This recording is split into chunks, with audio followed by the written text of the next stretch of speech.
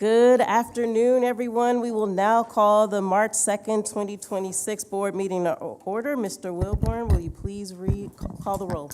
Yes, Madam Chair. Representing Educational District 1, we have Ms. Katie Howard. Present. Representing Educational District 2, we have Mr. Tony Mitchell. Present. Representing Educational District 3 and Board Vice Chair, we have Dr. Ken Zeff. Present. Representing Educational District 5, we have Ms. Erica Mitchell. Present. Representing Educational District 6, we have Ms. Patrice Hutcherson. Present. Representing Educational District at Large, Seat 8, we have Dr. Casey Brock.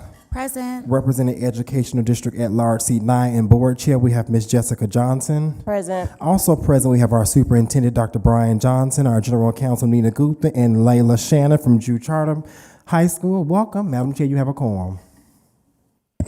Thank you. Now I will entertain a motion to approve the minutes from the February 2nd, 2026 board meeting. Do I have a motion? So moved. Is there a second? Second. Okay, it has been properly moved by Board Member Zeff and second by Board Member Mitchell. All in favor, say aye. Aye. Any opposed? Motion carries. Thank you. Is there a motion to approve the agenda for the March 2nd, 2026 board meeting? So moved. I have a motion. Is there a second? Second. Second. Okay, it has been moved by Board Member Zeff and properly seconded by Board Member Mitchell. All in favor, say aye. Aye. Any opposed? Motion carries. I'll now turn it over to Dr. Johnson. Thank you, Madam Chair. This afternoon, we have three presentations that are each directly aligned to the strategic plan. Our first presentation will be from Mr. Carl Hill, Mr. Keith Glass. We'll share an update on building meaningful partnerships and some of the work that's going on to organizing our partnerships work.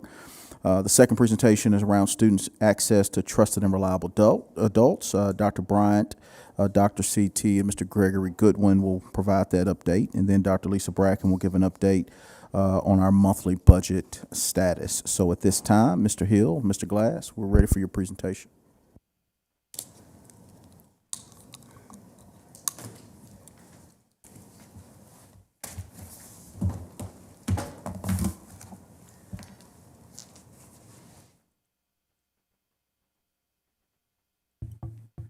Good afternoon, Board Chair Johnson, Vice Chair Zeff, esteemed members of the board and Superintendent Dr. Johnson. My name is Carl Hill, and along with me, my colleague Keith Glass, we're going to discuss the evolution of an engagement model that we have in the partnerships. Now, centering our area of expertise around our responsibility shared and the objective to build meaningful partnerships, we have a three-pronged strategy to ensure that APS is responsive and a trusted collaborator, aligning our external affairs efforts to meet our actual school capacity needs and proactively identifying district-level initiatives to really scale impact. You know, this is really about connecting many efforts to the high-functioning infrastructure collaboration across the district. In my experience, I would say partnerships too often are reduced to a dollar amount. You know, a metric that really ignores the true ROI of the human engagement level, like really valuing partnership and the value of a relationship. So the way we define partnership is through strategic mission-aligned collaboration that really connects an organization's time, talent, and treasure to APS. You know, this does require a shift in how we measure success. You know, we have to value that mentor that shows up every Tuesday as much as the check that comes every year. And looking at a snapshot, this is really good because it allows us to really think about it as like being a portfolio manager. We currently have over 325 active partners from data collected from our fall schools partnership assessment of survey responses. Now, while we know much more has been done, we wanted to anchor the data in fall's moment of survey analysis to get a true measurement of engagement. We can see that we have engagement from Fortune 100 companies all the way down to mom and pop shops and churches across the street. But from a more quantitative lens, we can see that we have really three big buckets that everyone's really engaged on: mentorship, academic enrichment, and family support needs. From this analysis, we can see where our district is saturated on with partners and where we have gaps. Also, from that fall 2025 survey, we were able to learn, how our schools felt about the partner. How do they feel they were being extremely effective, very effective, or moderately effective? Well, the goal is to monitor and measure those partners and really get them increasing their service effectiveness across.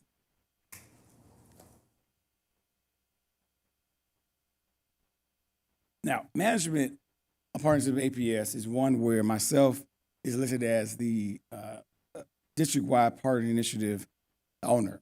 Keith is responsible for any specific school or feeder pattern partnership needs, and we have a connection with Katie Post and APFE handling all large funder organizations that need funding for our big APS Key initiative. We've launched a new partnership website and created a new standardized partnership interest form that allows us to get a lot of intake information, do the vetting to allow the plans to align on where they should go in the district. This creates a clear front door to APS. Our team operates with a service level expectation to contact all interested parties within 7 days to have an exploratory meeting with them. And the goal is always to hit at least 48 hours, 72 hours with a hello, and we're happy that you are reaching out to us. Our ambition is to be known to be the most professional, responsive district in the country to work with. As we transition, I'll allow Keith to go through our partner experience. All right, so doing a deeper dive into strategy number 1 around enhancing our partnership experience, we understood that we needed to strengthen our internal systems. Our MOUs were inconsistent, we were tracking manually, and we lacked transparency across the board. But I'm happy to share that as of fall of 2025, we worked both with legal and procurement to standardize the MOU template. Now we are operating with compliance, consistency, and we have increased the district protection by embedding the data shared agreement into our MOU template. We also work with procurement to launch the Power App MOU management system. This system allows us to track, monitor MOU progress in real time, and we have increased transparency and accountability across the board.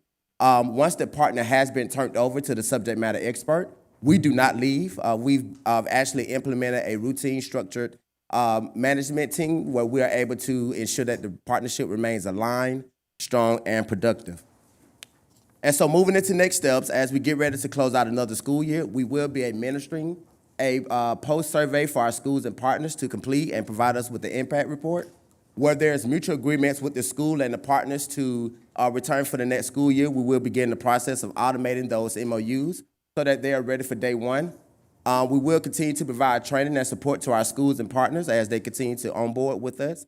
And we're happy to share that we will be hosting a partnership appreciation breakfast coming soon, so definitely be on the lookout for more details around that.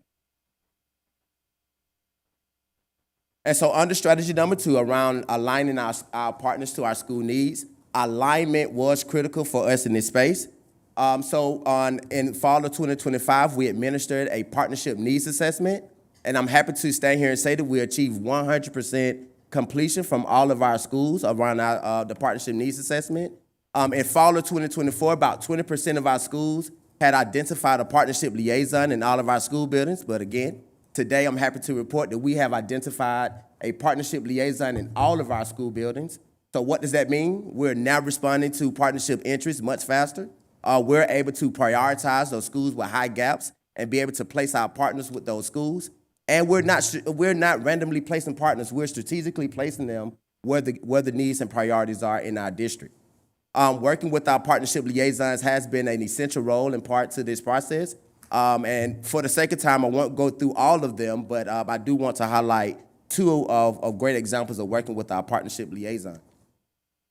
And so the first one here, we've been able to work with the partnership liaison of Douglas High School and North Atlanta High School, where we were able to bring 40 students from both campuses to State Farm Arena, and we partnered with them and Michael Render, a proud graduate of Douglas High School, when we brought high school students to the State Farm Arena to inspire them to just reimagine career opportunities outside of their traditional setting.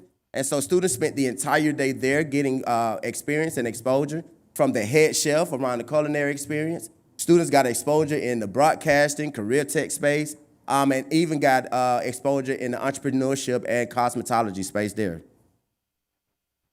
Moving on to a district-wide partnership at work, literacy remains a top priority of the district, and we're happy to have that in B. John Robinson and the B. John Robinson Foundation. We were able to afford the opportunity for 8 to about 10,000 students, grades kindergarten through 3rd grade, to go to the Mercedes-Benz Stadium and be encouraged, motivated, celebrated about literacy.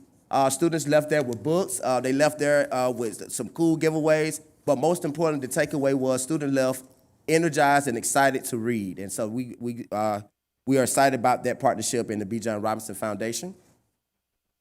Since August, we have been making Mondays matter. The last Mondays of the month matters. Food insecurity remain a top priority of the district. And I'm excited to announce that Atlanta Public Schools is leading in this space. Since August, we have served over 7,300 households. We've provided meals for over 6,200 students. We've given out over 90,000 pounds of food, and it has all been made possible because we have the work of over 20 of our great partners showing up each of these Mondays ready to serve and meet our students and families where they are.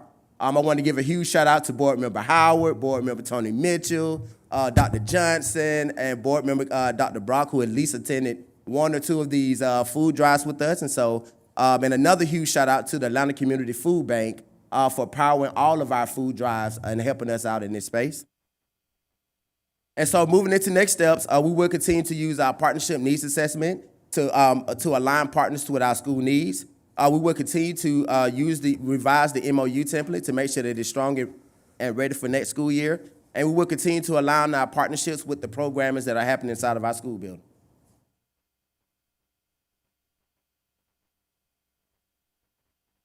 So as we get to our last strategy around district level partnerships, this is really where we're no longer waiting for the phone to ring. We are evaluating high level initiatives that then are identifying to the exact stakeholder that we need to execute this partnership initiative. Looking at our actions, we've conducted a systematic district analysis.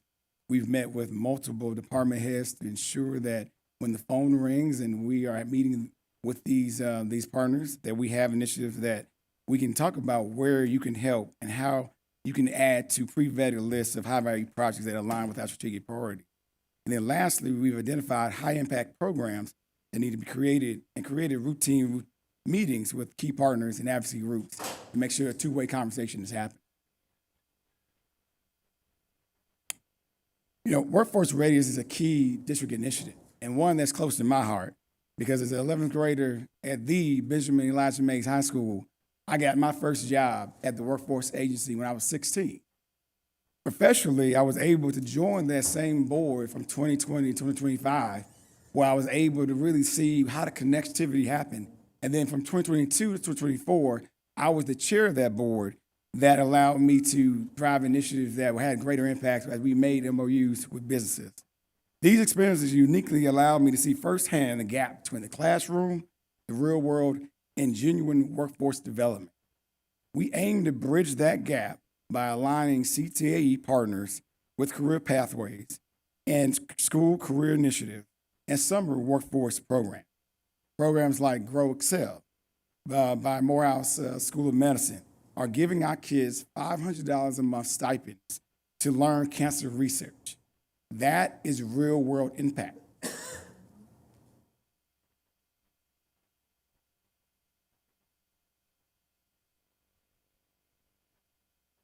I'm excited to talk about Leadership APS, brand new initiative designed to give our community leaders a comprehensive APS exposure. We are creating informed group of advocates who don't just understand APS, they support us. They support our initiatives. They understand our challenges. This is about creating a lasting synergy between APS and community's power play. As you meet the cohort, we intentionally started small this year. We wanted to ensure that we had leaders that cross business, nonprofit, and civic industries, all with the goal to make sure they came together to learn about our students' best needs. 3 members are alums, 3 members are APS parents, deeply invested.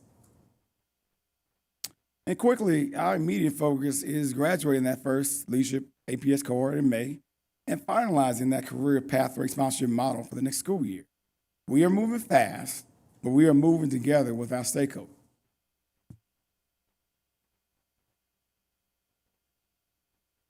You know, I'll end with a recap and a call to action. If you know an organization that wants to save and change lives, please point them towards our website. Have them use the partnership interest form. That way we can collect, measure, monitor their entry into APS. We are vetting and matching to ensure that the treasure they offer are meeting the talents for our students. And, you know, I'd like to end, I'd like to thank the board and really everyone on the team. As I've learned, this business in partnership is really the most valuable force multiplier we have in the district to ensure that every hour of engagement by a company and every dollar invested, it leads to a large ROI for APS. And I'm sure everyone knows about the Atlanta way, but we are currently building the APS way of partnership and engagement. And I appreciate you all for being along for the ride and part of the construction team. Thank you. Any questions? Thank you both for your presentation. It was genuinely great to see two APS alum talk about the partnership work, and I'll take a personal point of privilege and say, Mr. Glass, it's good to see you on that side of the podium today. All right.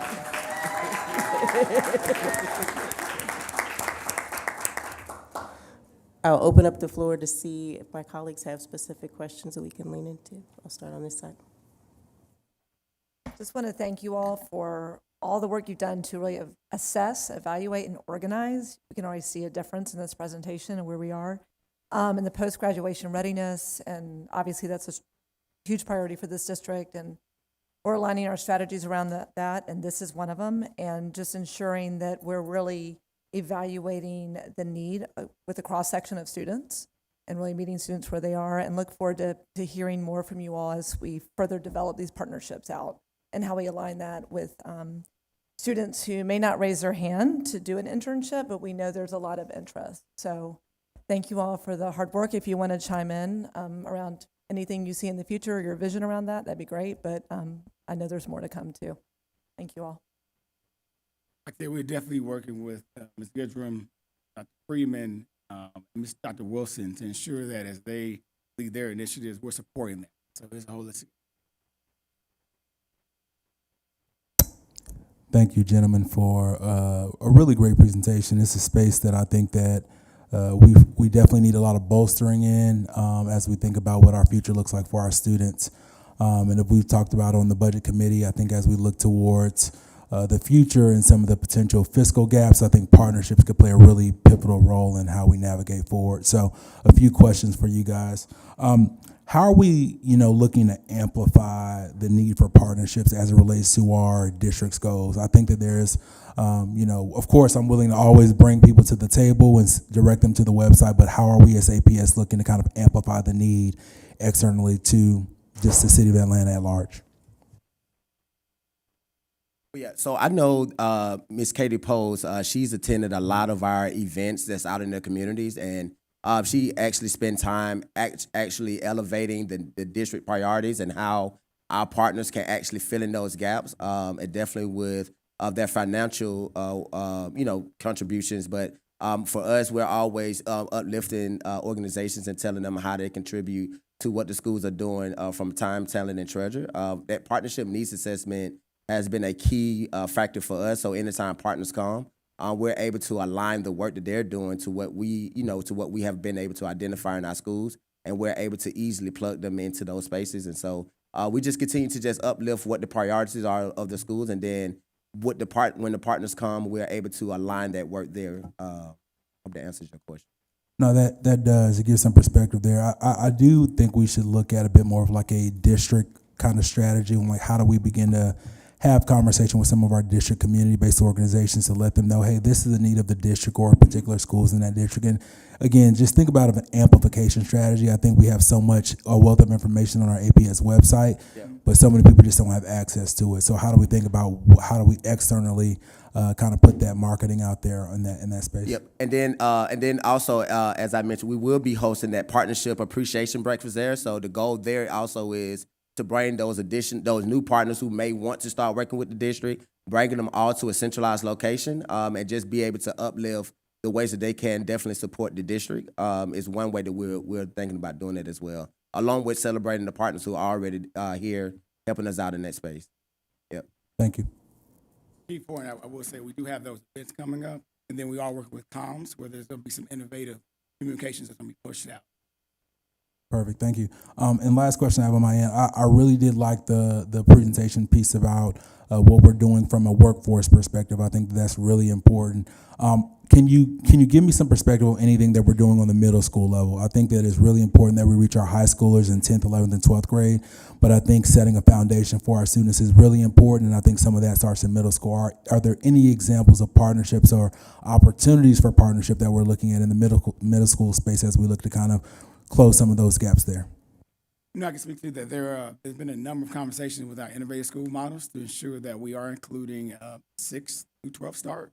So I know that's intentional, where you see a lot of the current opportunities really center around that high schooler. And then for the district, we're thinking about preparation starting a lot.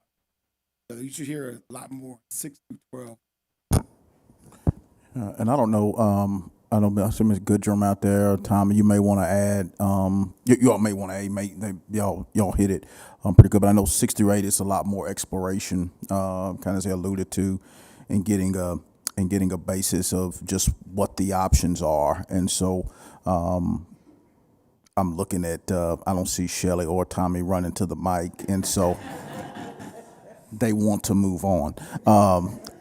Yeah, I was just joking.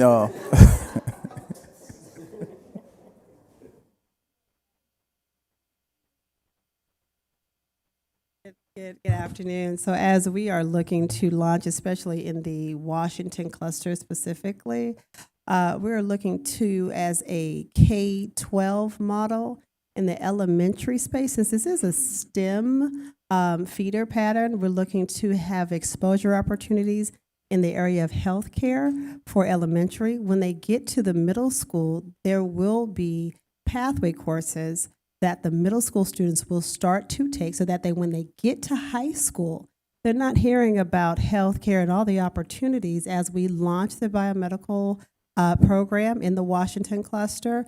So this is a pilot that we're looking at because when you wait for students to get to the high school level, it really is too late.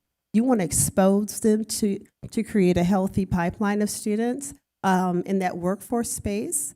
And so that's what we're doing specifically for the Washington cluster. To your point, not waiting for students to enter high school and then the first time they're hearing about healthcare is when they're taking their CTAE pathway courses. No? Any questions to my left? Board Member Brooks. Thank you. Thank you so much for the presentation. I echo the sentiments of seeing Keith on the other side giving presentation and just appreciating seeing that. I did happen to send you some pictures of you being him in the moment. Just 2 quick questions. Number one, can we receive a short list or even a laundry list of partnerships, resources, or opportunities that are needed? Something that we can turn into an infographic, something that we can broadcast on social media. I see it often. In fact, on the way here, Brother Carl, your name was brought up on the phone with Zach Wallace, who is looking to do some things around the arts and entertainment for teens. Brought your name up about all of us getting together. And I see that often folks are wanting to be engaged but don't know where the point of entry is or what the need is. And I think if we can make that simple and plain, that would be a good step to getting a lot of these conversations going for us instead of us having to reach out to people. So I guess that's more of an ask first. The other is there any intentionality around partnerships and entertainment, specifically around curating curriculum, resources, or access to networks, as I'm thinking about our future School of the Arts and that kind of thing? If there's one thing that I believe Atlanta exports the most and best is culture, entertainment, and our music. So I would love to see a world where we are opening opportunity for the Killer Mikes of Atlanta, the T.I.s of Atlanta, the Zach Wallaces of Atlanta, and others. We have Black Symphony Arts organizations that I would love for us to curate opportunity for them to come into the fold of what we offer to our kids. And so I'm just wondering if we're already intentional about it, and if not, how we can open that up. Well, I definitely say yes. We're always intentional about bringing more partners in to definitely help us out in that space. When we did the Day in the Life at State Farm Arena, it was in partnership with Michael Render. And so we had the opportunity there to just continue to explore some additional ways that he can, be pivotal in that space. He's always told us he wants to do more. He is a proud product of this district. And so he always say, however I can lean in, definitely do so. And so we will definitely be leaning out to him and others as more initiatives and things come to light. So, yeah. And to answer directly, correct, yes, we will make that infographic. We've been more intentional on the underside, see where their dollars can go. I think to your point, we can create that from where their time, talent. So we can create that one. And then secondly, I think the School of Arts is definitely where we want to galvanize on. And there has been some early meetings with actually stage and theater, with Dr. Howe, with folks who are famous in the TV realm who want to tap in on that. So I know that is in the pipeline.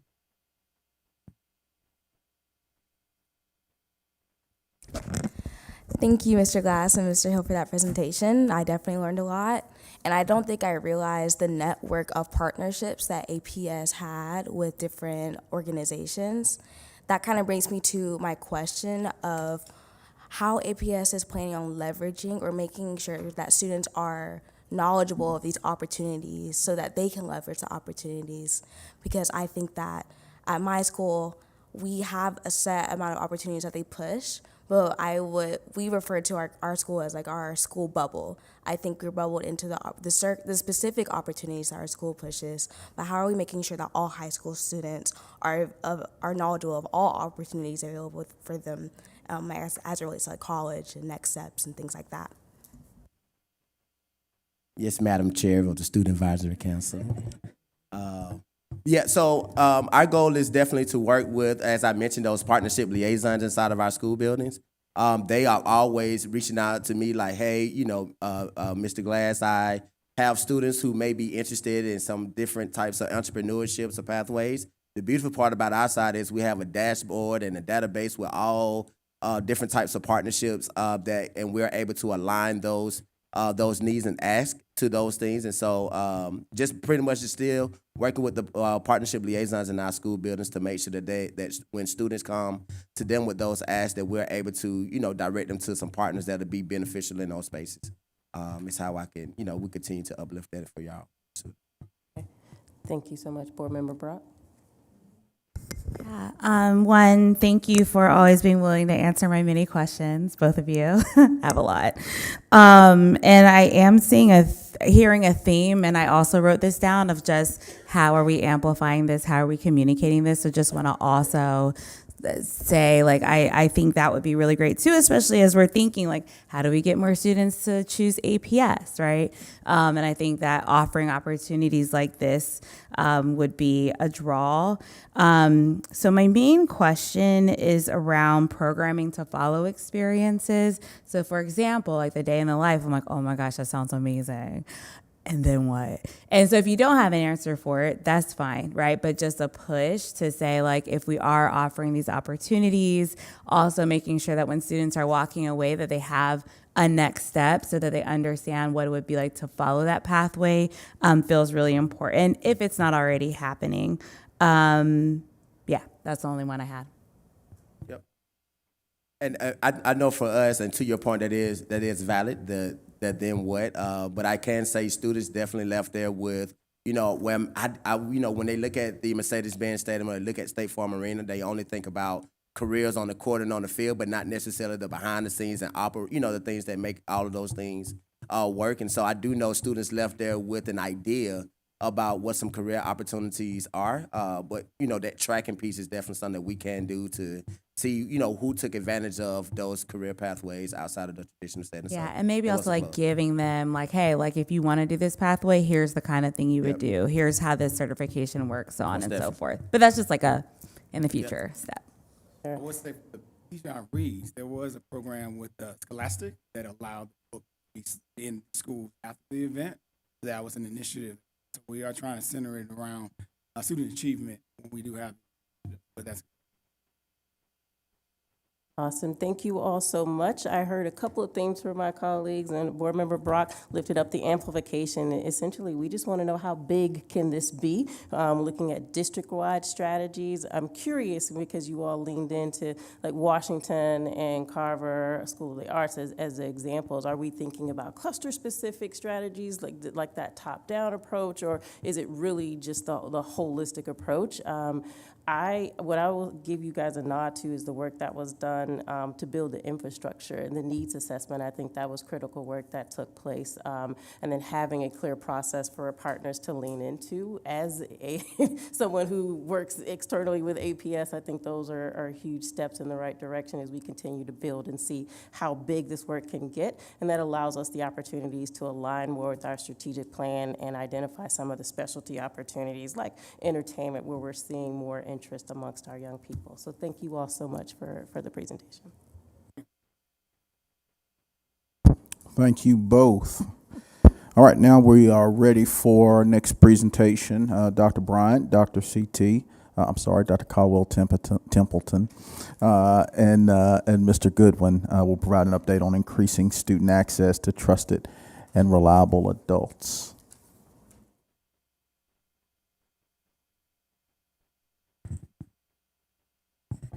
All right, greetings. All right, hello everyone.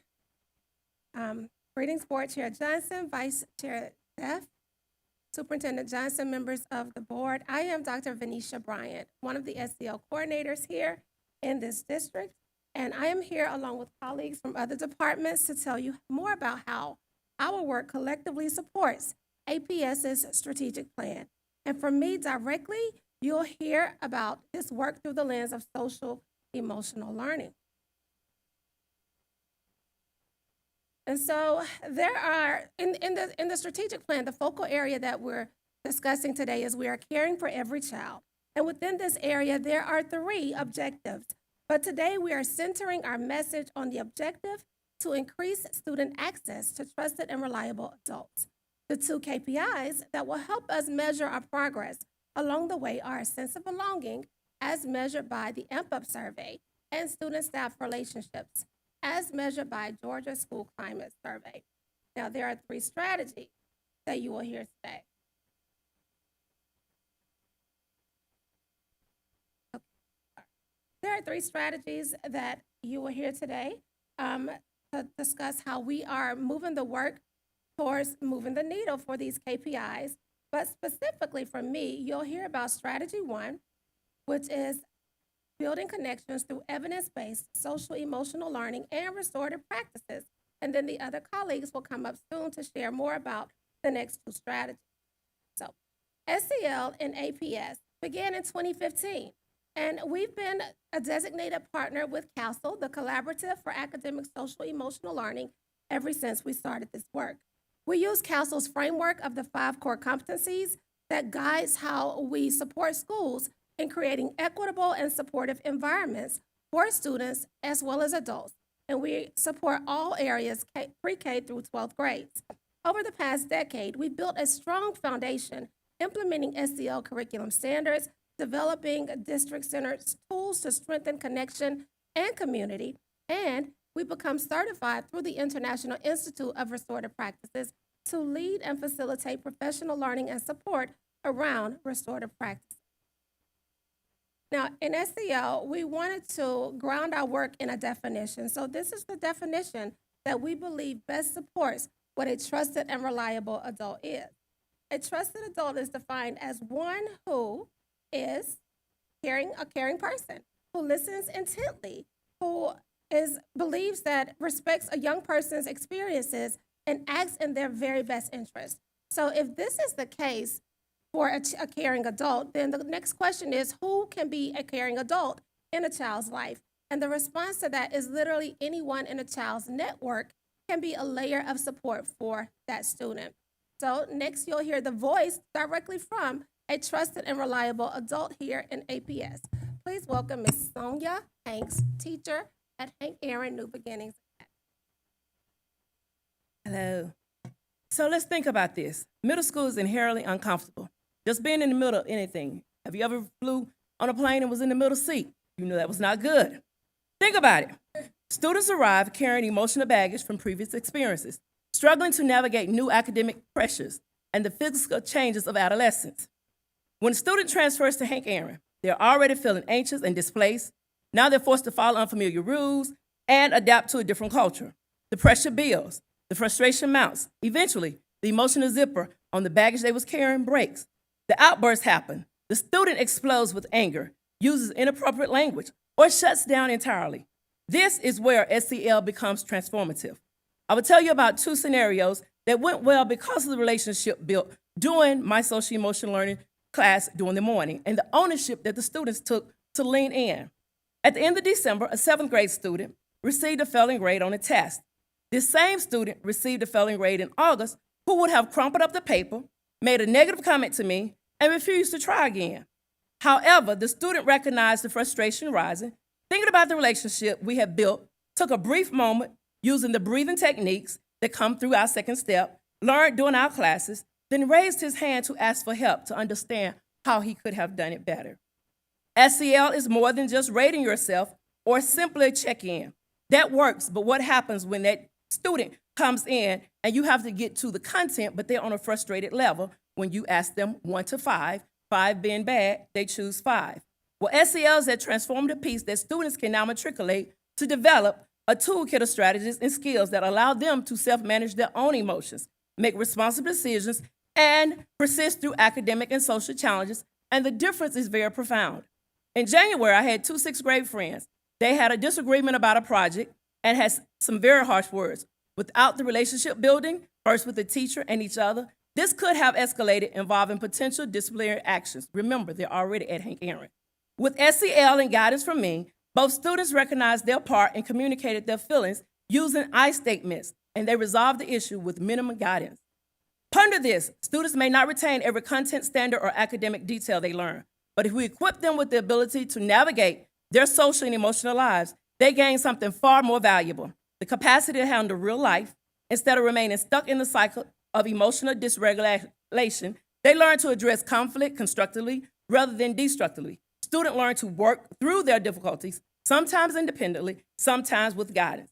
Social emotional learning is an essential investment in education equality and excellence that develops the whole student to have emotional resistance to face their challenges rather than avoid them. Now, what a difference this would make if every teacher would incorporate SEL for 15 minutes in the morning and throughout their lessons, or 15 minutes in the evening, so that they can then understand that they now see SEL visible, but also SEL is being taught. Thank you, Ms. Hanks. I will also lift the voice of Dr. Deidre Mitchell, instructional coach at Washington High School. I've abbreviated her words to say this. A few years ago, I conducted a qualitative study in APS examining middle school teachers' perceptions of implementing SEL in daily instruction. Teachers overwhelmingly found that SEL relationship building strategies significantly improved both academic growth and student behavior. The findings reinforce that when we create safe, supportive, and connected classroom communities, meaningful learning occurs and students thrive. And SEL must be embraced as a core, ongoing instructional practice across our district. I also have a message from our Chief of Police, Chief Ron Applin, here in APS.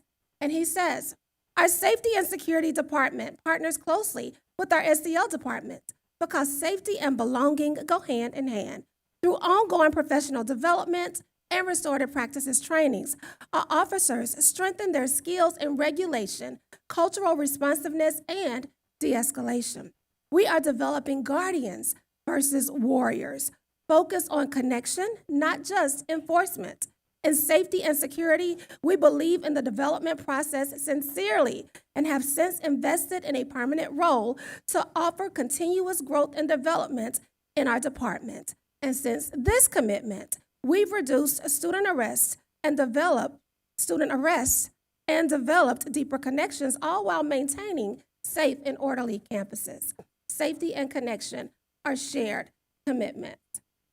And then finally, as you are hearing these words and voices from trusted and reliable adults who are in service to students, it's also important to lift the voice of a student. So I did not.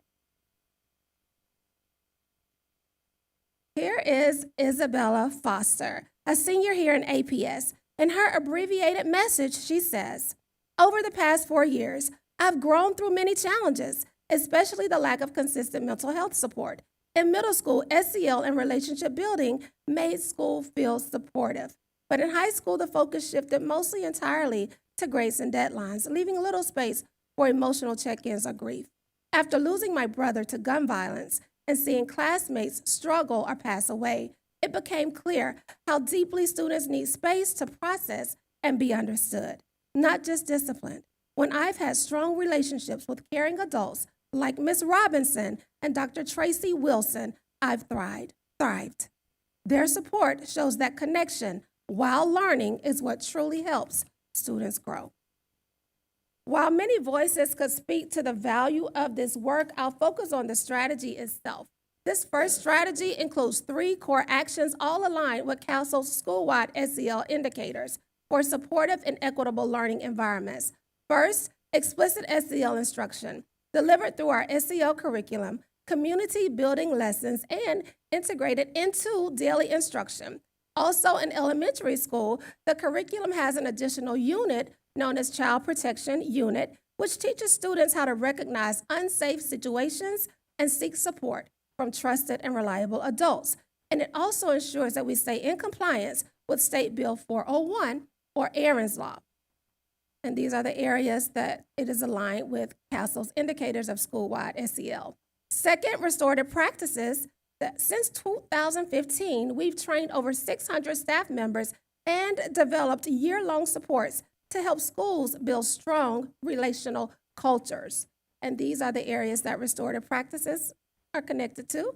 Third, adult SEL professional learning, because strengthening student skills begins with strengthening adult capacity. Together, these actions build connection, consistency, and the conditions where every child can thrive. And for next steps, we will continue to work with school leadership teams to reimagine their SEL formula for teaching and integrating evidence-based SEL. We will use the restorative practices plan that we've created to embed it into a restorative practices framework that supports both sides of the restorative practices continuum, the proactive side that focuses on connections with content, and the reactive or responsive side that focuses on connections with consequences or connections before consequences, or like Dr. Ford said in a previous board meeting, connections over consequences. Finally, we are strengthening the awareness of our adult SEL offerings to drive the holistic development of APS staff, because connected and centered adults create connected and centered classrooms grounded in relationships.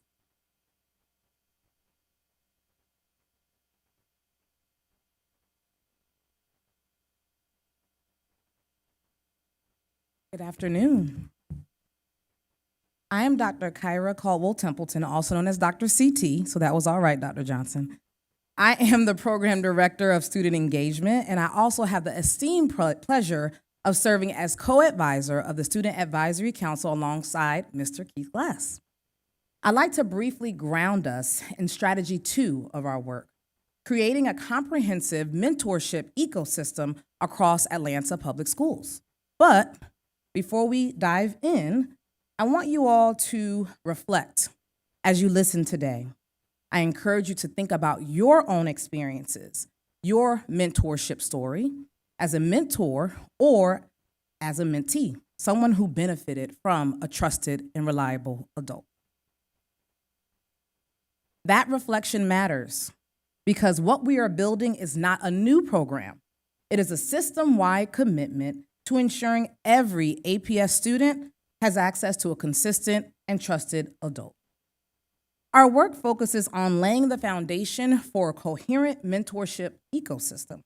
First, we've convened a cross-functional task force that brings together a multitude of district departments, which ensures that mentorship is not siloed, but integrated across the student experience. Second, we are conducting a district-wide assessment and current mentorship landscape, curating data on existing programs and structures at both the school and district level. This assessment is helping us answer critical questions. Where is mentoring working well? Where are there gaps? Where do efforts overlap? And where do students lack consistent access? At the same time, we are defining what mentorship means in APS by establishing clear characteristics. Mentorship is rooted in consistent, trusted adult relationships. It is developmental rather than transactional, aligned to student needs and life stages. I want to pause for a moment to highlight some of our bright spots throughout the district. One powerful example of adult-student mentorship is a relationship between Cynthia Briscoe Brown and Marcus Daniels, a student from Best Academy class of 2025. When asked about their mentoring relationship and impact, Marcus shares, the impact of her mentorship has been transformational. Because of her support, I had the opportunity to visit her alma mater, Davidson College, for 3 days.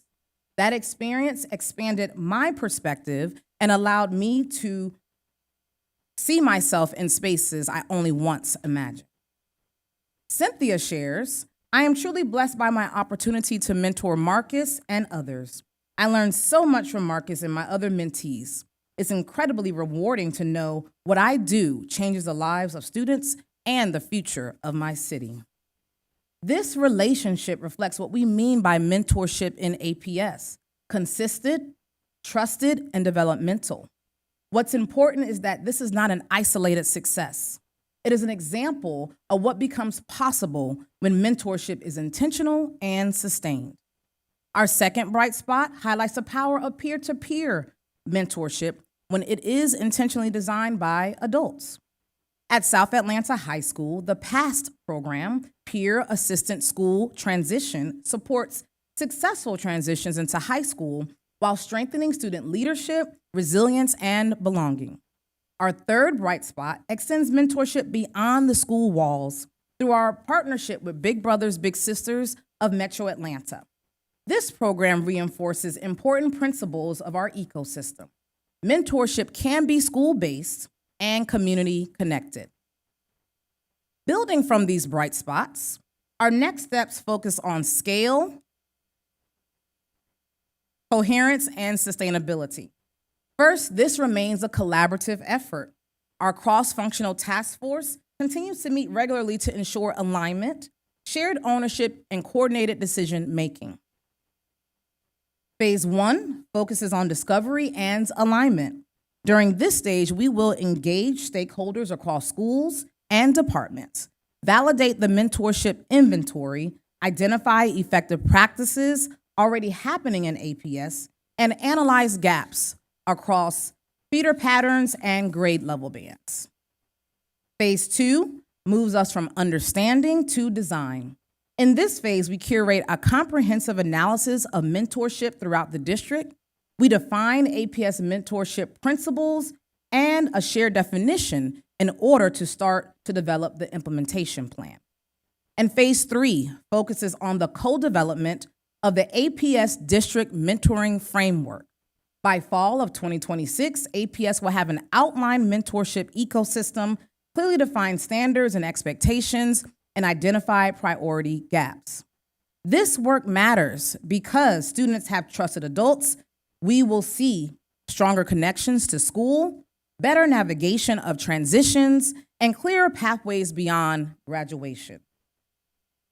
As so clearly stated by the beloved Rita Pearson, every child deserves a champion, an adult who will never give up on them, who understands the power of connection and insists they become the best they could possibly be. In closing, our charge is simple but significant. Every APS student should have access to a trustworthy and reliable adult. Thank you so much for listening, and you will now hear about Strategy 3. Before athletics come up, I'm a little out of order. I'm sorry, y'all. Could you talk a little bit about, Dr. CT also does student advisory. Not everybody's been a student advisor. Could you talk a little bit about this last Friday, the leadership symposium that you all had? Sure. So last Friday, we hosted the Student Leadership Symposium at Georgia State University. In the past, we've hosted it at ACCA. And this was an opportunity for student leaders from across the district. All of our high schools were represented except for one, to come and have a keynote session. We were able to tap into our previous SAC alum who are residents of Atlanta. They're at Spelman, Emory, Morehouse, Georgia Tech, and they were able to pour into our students. And then also, it was a real symposium, so students got to choose their sessions. It was co-facilitated with our colleagues throughout the district as well as students. We had Layla, who was our MC. We had John Henry from North Atlanta, who was the facilitator of the panel. We had the mayor come and pour into our students. We had Board Chair Johnson and Dr. Johnson pour into our students. And so it was an opportunity for them to experience what it's like to really be taken seriously and have a voice at the table. They were very excited about it. We're reviewing the feedback now, and 10 out of 10, according to Maze on their social media. So.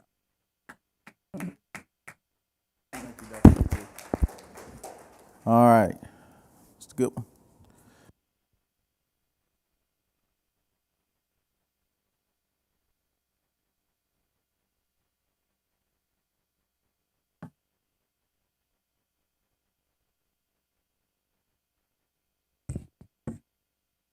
Good afternoon. I'm Greg Goodwin, the proud athletic director of Atlanta Public School District. I'm elated to have the opportunity to talk to you today about increasing student access to trusted and reliable adults, as well as promoting our athletics in our district. What you see before you is our organizational chart. We're pretty new. Kelsey came to us from Georgia State University, which brings 16 years of administrative experience, and she's done a great job with our middle school athletics. She also does high school swimming and basketball. Rendell is our what we call our rock. He's been there 17 years. He has all the history, knows where the skeletons are, and there's a lot of skeletons. I appreciate him staying with us because he's helped me tremendously. He has 17 years in. I'm the old guy. I'm the gray-headed old man. I got 35 years in as an athletic administrator, and I'm proud to still be here and be able to serve our district. We are very proud of what we've been able to do in the short 8 months that I've been here. I'm going to talk a little bit about athletics by the numbers.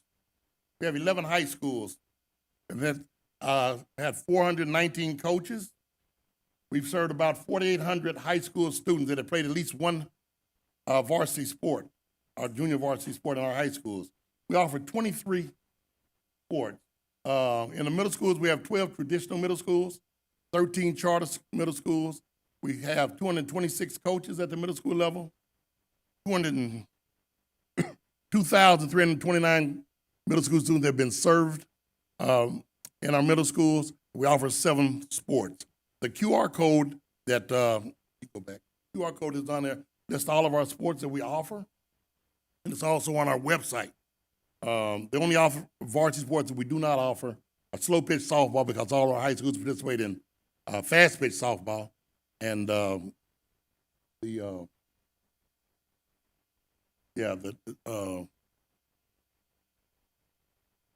adapted track and field. And we do have some schools that do participate in the adapted program, but not all of our high schools. We're extremely proud of our partners who have helped us develop, sustain, and enhance our program: Swim Atlanta, Atlanta Track Club, Atlanta Parks and Rec, Soccer in the Streets, Sons of Pitches, and Arthur Blank Foundation, just to name a few. They've been tremendous partners for us and for our children. Our sponsors include Chick-fil-A, All-American Specialties, Rydell, BSN Sports. I want to highlight those individuals because we have started a program for Boys and Girls Athlete of the Month.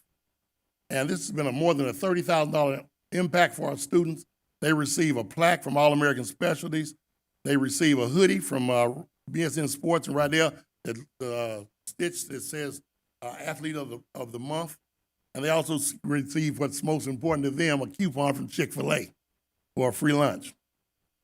Next slide.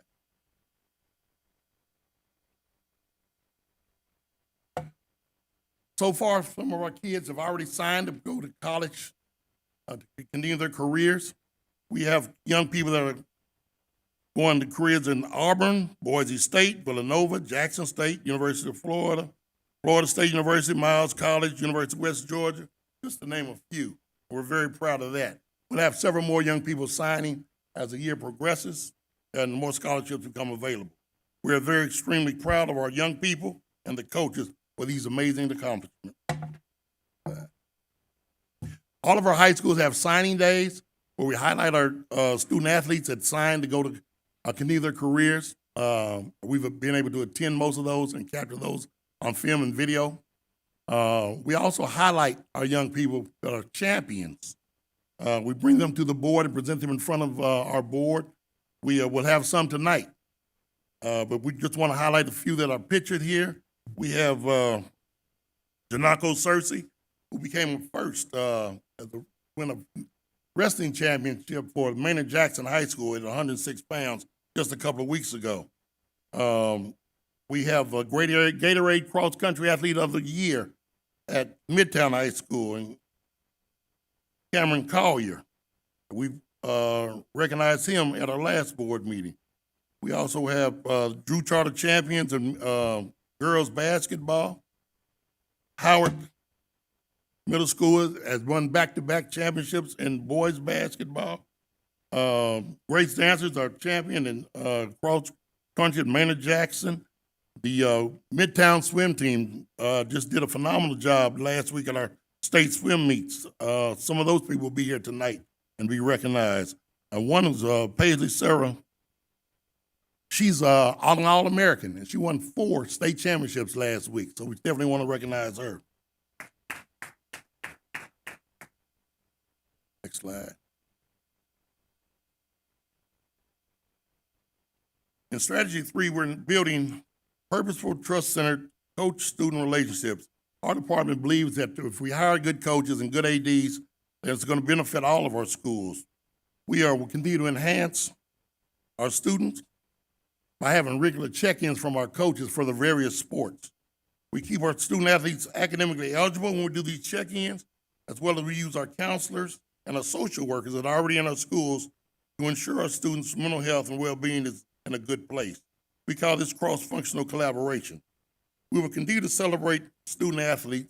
We started this year, when I came on board, we do a triannual newsletter. We highlight our student athletes.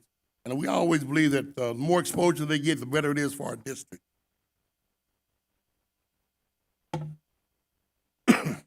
We will continue to build trust-centered student relationships through our next steps, which we want to continue to hire the best coaches and athletic directors possible.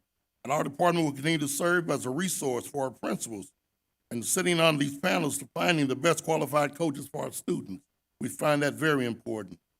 We continue to highlight our student athletes through our media days. We had a fall sports media day. We also had our baseball media day that the Atlanta Braves were gracious enough to host for us at Truist Stadium. We also found that we have some gaps. We want to standardize some of our forms, and we'll be doing that in 2026, where we can recognize what our numbers are for our middle school and high school athletes. We also want to make sure that our high school athletes are on track as far as attendance and their grades. We think that the more people that participate in extracurricular activities do better academically, but we want to have data to substantiate that, and we're working on having the standardized forms for all of our high schools and middle schools for next school year. Our key performance indicator we use from 2025, 43% of our students are currently participating in at least one school-based athletic event. We want our kids to participate in more than one because they don't know what they're best at. And we know there's an emphasis right now for kids to just stick with one sport. We always say be a multiple sport athlete as long as you can because you don't know what opportunities may arise. We also are very aware that some of our sports, we have to cut athletes. Just because we cut athletes doesn't mean that their careers have to end. We emphasize to our coaches through all of our workshops that there are certain opportunities that are available. They can be managers, they can be equipment trainers, they can, there's other avenues that they can follow when they're not allowed to play the sport anymore. But in high school, I mean, a lot of careers end because we just don't have the numbers that we can keep on a team. So we will encourage our kids to continue to play. We will continue to have our engagement trainings. We had a 3-time Olympian Kenny Monday come and speak to our wrestling coaches this year. We had a softball clinic that was free for our middle and high school girls at Walton Athletic Complex. We also hosted a free swimming clinic for all of our swim athletes. 6 of our athletic directors were just presenters this weekend. I'm very proud of that at the Georgia Athletic Directors Conference in Athens. We had 6 of our athletic directors that were presenters. Rendell presented himself, and we're very proud of that. Our athletic directors are very knowledgeable, and they make us proud. We are very, go back. This is something that is really a feather on our chest. We partnered with the Atlanta Braves and the Hank Aaron Foundation. They are putting the infield turfs at all of our high schools, softball and baseball fields. Some of you guys on the board attended some of these ribbon cuttings. These fields look phenomenal. There's a picture on there of the before and after with the natural turf and the artificial turf. All of these fields will be done within 20 months, which is remarkable. We want to thank Dr. Johnson, Dr. Bradshaw, and Dr. Dancer Facilities for helping us get this done. This is unheard of, do this fast, and we were able to get it done. So thanks to all you guys that helped us with that. Our current actions. We are very proud that within 48 hours, we answer all of our Let's Talk tickets. Let's Talk tickets, if they're not resolved, they come to you guys, and we don't want that to happen. So we were resolving those within 48 hours, and we've been able to do a real good job of that. So that's something we're very proud of. We had more students participating in cross country this year than we've ever had. 680 of student athletes participating in a cross country citywide event. We also have 7 club sports across middle and high school, and that includes our ultimate frisbee, our middle school sports are baseball, lacrosse, soccer. All of those are club sports that we do at our middle schools. But we also are very proud of our volunteers that help us with those events.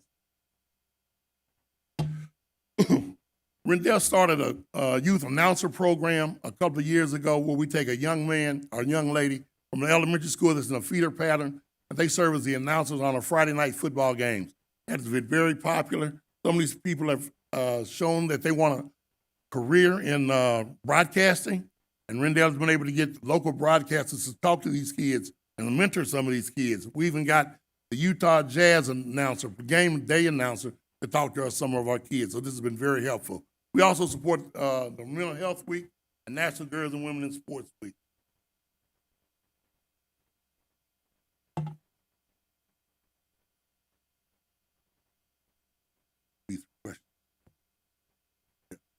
Any questions? Okay, thank you both for this presentation. I'll start on this end. I see a couple of hands. I'll start and work on my way down. Thank you. Board Member Brock? Oh, our student representative?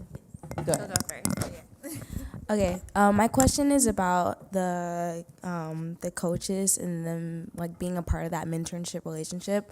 Would they also have access to the professional SEL lessons that were talked about earlier in the presentation?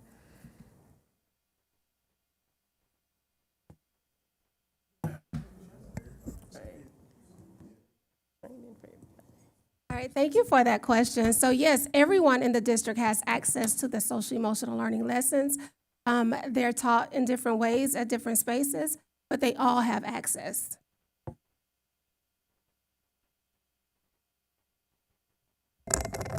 Board Member Brock?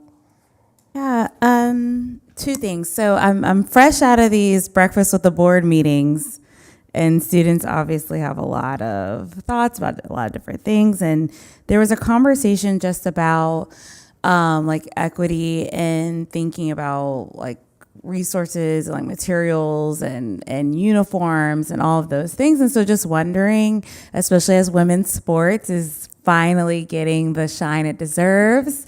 I know football is always a big deal. I know basketball is really exciting. It's right, exactly. And so just wondering, like, what kind of thought are you giving to thinking about that equal distribution of resources and support to all sports, especially considering women's sports? That's my first one. I have another very quick follow-up to that. All of our women will be treated just like our men, man. They'll have whatever they need that we can supply. And if our district can supply it, of course, when we do partnerships with the Atlanta Hawks, the Braves, and the Falcons. Okay. All right, and I might follow up with you for some additional questions on that one. I'm available. Okay. And then the other quick one, also coming from Breakfast with the Board from students that I thought was a really great idea. They were talking about, you know, like some of the sports are newer to them or they're just really curious about and don't really get a lot of movement at some schools. And so we were kind of talking about this idea of what if there was some kind of like fair or exposure opportunity for new ninth graders to be able to safely try a sport out. I thought that was just so interesting, right? Because it's like one girl was just like, I want to play tennis. I've never played. This specific school doesn't really have a really strong tennis program. So what a great, you probably could go play, right? But it feels a little bit scary. Same with golf and, you know, just other sports that they may not have been exposed to before. So that doesn't necessarily require a response, but just an idea from a student that thought this was an appropriate time to bring it to you. So just really quickly to answer your question, thank you for that question, first of all. So to your point, that's one of the things that we actually did a few years ago at the middle school level because we found there were challenges with the young ladies actually participating. So we started the Girls' Day of Play. And interestingly enough, people like Elle Duncan were actually participating in flag football, and we had no idea when we were doing that GHSA would eventually make that a sanctioned sport. So that is something that we've done at the middle school level, and I like the idea we can definitely have the conversation with our high school ADs and present that opportunity there as well. Every time that we have our open houses, we try to expose all of our kids because we want them to participate in something. We try to get them involved in something, and we'll do a better job of that as well. Thank you. Board Member Mitchell, did either of you have hands? Okay, Board Member Hurchers. Thank you for your service. I'm so glad I emailed you, Coach Goodwin. I'm Patrice, and my question is, how many, I know we have had some championships. How many have we had, I guess, in the past? How long, you said 35 years you've been here? Mm-hmm. Past? No, 35 years I've been in athletics. Athletic. I've only been here 8 months. 8 months. So to answer your question, he's been here 17 years. I started here in 2010. All right. Team sport. We've had 18 teams champions, state champions. Okay, 18 team sport champions. So, that being said, we are here, athletic, and we have multiple individual state champions. Sarah Paisley, as he spoke to, Grace Dancer, Cameron Collier, Tanako Saracen. So we have several, but to answer your question, 18 since I've been here. And see, that's go ahead, Coach. And I was just going to say, and winning championships is what we're strive to do, but we believe in winning in other ways. If we get kids to stay in school and graduate through a sport, I think we're winning. Absolutely. What about revenue? How much are we making off of our varsity teams? And then also the clinics, do we offer them to the middle schools and the elementary schools from our high school athletes? Because like, you know, Dr. Brock just mentioned, sometimes they want to try these sports when they get to ninth grade, but I would like to facilitate, you know, a couple of clinics during spring break or summer or whatever. Do we do that? We do offer middle school and high school. We are looking at some, Dr. Bradshaw and I are talking about with FIFA, with the World Cup coming, we're going to do some clinics for our elementary kids. Dr. Johnson and I just spoke with the director of the Players Alliance with Major League Baseball. They're going to donate $10,000 worth of baseball equipment to our elementary schools. We just did that on Friday. So we're working on helping our young people get exposure to these sports as well. I would like to be able to celebrate all of those championships that we have. We need to have like banners. People need to know so they can start coming to our games. The community can start packing out our stadiums so we can make revenue off of it and our children can be celebrated. But thank you for sharing. I want to see that in a detailed report. This is great. I also want to see our wins and celebrate them with our community so they'll start coming back and seeing our children do their great works from elementary, middle, then high, and of course, graduation and life beyond high school. Thank you. Board Member Brooks? Thank you. I almost didn't have a question, and Board Member Hutchinson kind of brought up a thought for me. I'm curious about two things. What I know is athletics are a really good way to drum up, culture and support and get folks fired up about their schools and their communities. Is there a world that we could have something like an APS Classic for football, for basketball, for flag football, where it's basically like a championship within APS so that we can be more intentional about restoring school pride and cluster pride, where we have bragging rights within our district? I'm just wondering if there ever might be some energy for something like that. Some type of exhibition, tournament, what have you, have some bragging rights within the city. I could see that getting drumming up that old school Doug versus Mays type energy, and I would love to see it. The other thing is around the clinics. I really support that a lot, but specifically like around swimming as well. I know we've gotten a lot of new interest in aquatics of late, and wondering if there are more ways for us to partner to have more swimming clinics and that type of thing within our district in any way that we might be able to support that initiative too. Yeah, well, we had our first swimming clinic this year, and so we had, you guys, you want to address that? These, yes, Rozier is how they would come. We anticipate doing it annually. Sure. So we had our first swim clinic this year. We started out small. I think we had about 17 students that came out. So only looking to expand that with the access that we have to the pools. Last year, we had our first annual Swim Fest that was sponsored by us at the board. Would love to collaborate with you. We haven't yet planned our one for this year, Brother Glass. I'm sure we're going to get around to it. Was reached out to by the YMCA actually recently. I would love for us to cross-collaborate on that initiative as well. Would love to have more of our APS high school students and swimmers involved in that. So if we can, would love to talk offline about how we can synergize together. Absolutely. Thank you. To answer your question about all-city champion, that type of thing, because of our schedule and our students being in different classifications, it'd be difficult because you only play so many games, and it would be difficult to do that, to be realistic with you. But we can do some more rival games because we set those up. Thank you. Board Member Mitchell? Thank you for the presentation. I do have two questions for you. Growing up here in the city of Atlanta, the city of Atlanta Public Schools had a strong feeder program. It was park and recs, and it fed into our school system. How is that partnership, or what does that partnership look like? Because as you're building a strong athletic program, we have our students that compete, and I can testify my children have competed in the city of Atlanta volleyball, basketball. I take them to the rec center. They play, city programs, and then they go into the programs in the middle school and the high school. But building that strong foundation and partnering with the city, what does that look like now?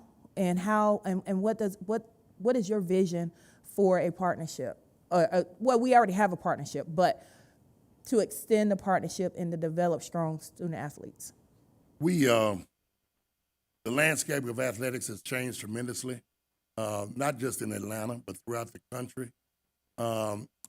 Most of us grew up playing in our neighborhoods. That doesn't happen anymore because it's pay to play. Everybody's on travel teams now. Doesn't mean they're better athletes. It means they're spending a lot more money. If we can get our park and recreation back to where they were, you can stay in your community. 4-year-olds don't need to travel to play. I mean, I've got a 6-year-old parent that called me yesterday and said her kid is playing 50 games this summer, going to 7 states. That makes no sense to me. So again, we've got to get our communities playing in our parks and recreation, and so our kids can learn these games. Because they're not learning how to play, they're just traveling and playing games. And they're not getting better. And by they're 12 years old, they're not even playing anymore because they're burnt out. So that's not a problem that Greg Goodwin can answer to give you a solution today, but we're working on it. And I'm on several committees throughout the country that have the same issue. Yeah, and I would say the reason why they're looking to travel, to pay to play, travel Just pay to sports, play. because the city systems, well, I didn't want to say it like that, because the city parks and recs doesn't have that strong foundation like they used to have. And I know I had to consider that for my kids. I was like, nah, I really don't want to be traveling all over the place. But I mean, for some parents, that's their option. And so what I look at is how do we, work with the city and make sure those programs in parks and recs have that foundation for our kids. So when they transfer into our school system, they're not starting from the beginning. I never played volleyball, never held a volleyball. Well, you have the offerings with the parks and rec system, and vice versa. But that's just a and we thought. do have a partnership with Parks and Rec, but we've talked with them, and they just don't have the number of teams where they can have leagues. Again, these people are traveling and playing travel ball. And that's an issue that we're trying to tackle. We're trying to get people to have community teams like we used to in the past. Yes. And if we can get 4 teams in the community, you can have a league. Right. But that's what we're working on, ma'am. And it's I know it's a challenge. Yeah. But it's just something a to look huge at in the challenge. future. It's a huge, and if your kid plays, and they see another kid playing on a travel team, that's what they want to do. Yeah. So it's difficult to keep them in our parks and recs, but we realize the problem. Yeah. And so the next question I have, from the slide that you presented on, was it slide 22? You have the breakdown by high schools and middle schools, athletics by the numbers. Other thing that I do, I like to see, from a high level, not really high level, more detailed level is, the vacancies for each sports and each school that help me to know where there's opportunities at. So I can just throw out something, not saying that it is, if we offer golf at Mays High School and nobody's participating. But I know that's not the case because they do have a golf team. But I'm just using that as an Other example. schools don't, yeah. Yeah. We can provide that information. And then the opportunities to kind of, get more students involved in those non-traditional sports would be great. ma'am. Thank you. That's some of the data we want to capture. Yes. Thank you. Questions on this end? Board Member Mitchell? Thank you guys for the presentation. As someone who was a high school student athlete a long time ago, I will appreciate the energy around that. Today, my questions are going to be around the first and second strategy there on the SEL side. So, really quick, is SEL training mandatory in APS? And if so, if not, why not? But I would love to have some more information around that. Absolutely. Thank you for that question. So every new employee to APS receives our introductory training during new employee orientation. So that piece is mandatory because it's a part of NEO. However, after that, it's based on the school's priorities, like whatever they've aligned with their continuous improvement goals. If SEL or restorative practices fits into that formula, then they make it mandatory for their staff. But as a district, SEL training is not mandatory. How many of our schools have made it mandatory for their staff, if we do have any information on that? Yes, we do. So this year, I'll speak to this year, we've had 5 reach outs from schools in which my team, there are 3 SEL coordinators, we have gone to those schools to perform professional learning, like the school where Sonia Hanks came from, who spoke. that principal had a commitment towards restorative practices. So they implement those series of trainings there, as well as some other elementary and middle schools. But this year, we have had reach outs from principals that say this is a priority for us. Can we get support? I would love to just kind of think a bit more about how we can prioritize that as a district. I know as we had conversations, especially at the breakfast with the boards, a lot of students have kind of spoke to just that lack of connectivity between them and some of the teachers. And I think that is from the perspective of just like life happens, and I think that they want someone, a lot of them made mention of wanting someone to have that level of like connectivity where they can talk about things that are happening outside of schools. And I think that's really important for our students to have that type of resource built in. So I would love to kind of think through some of the opportunities that we have to do that a bit more broadly. I also had a question around the mentorship. I know that we talked about that we want to see every student in APS have the opportunity for mentorship. I think that's a great goal for us to have, especially as we go into this journey of this summer. How are we including student input into that journey? I often think about,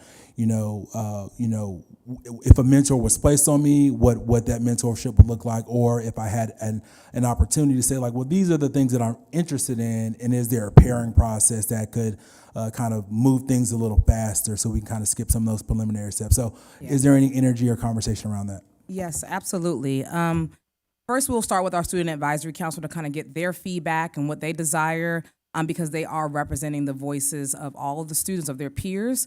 But on the flip side, figuring out how to leverage what we currently have in place through advisement structure. So middle school, high school, they have advisement or advisory that they meet with an adult. I know sometimes it may not align, and I think when we focus on the strategy of improving or increasing access to a trusted and reliable adult, it may not look like in a nice, neat box, like through your advisement or maybe through your coach, through athletics. It could look different in a different way. So like the example was with Cynthia Briscoe Brown and Marcus. That was nothing that happened in the school building per se. And I think if we think outside of the box on what mentorship could look like in the district, we can start there. But we are looking at various avenues, starting with students, starting with current infrastructures that we have throughout the district and in schools. Absolutely. Thank you for that. And I also think just another thing that we can think about a bit more intently is mentorship capacity.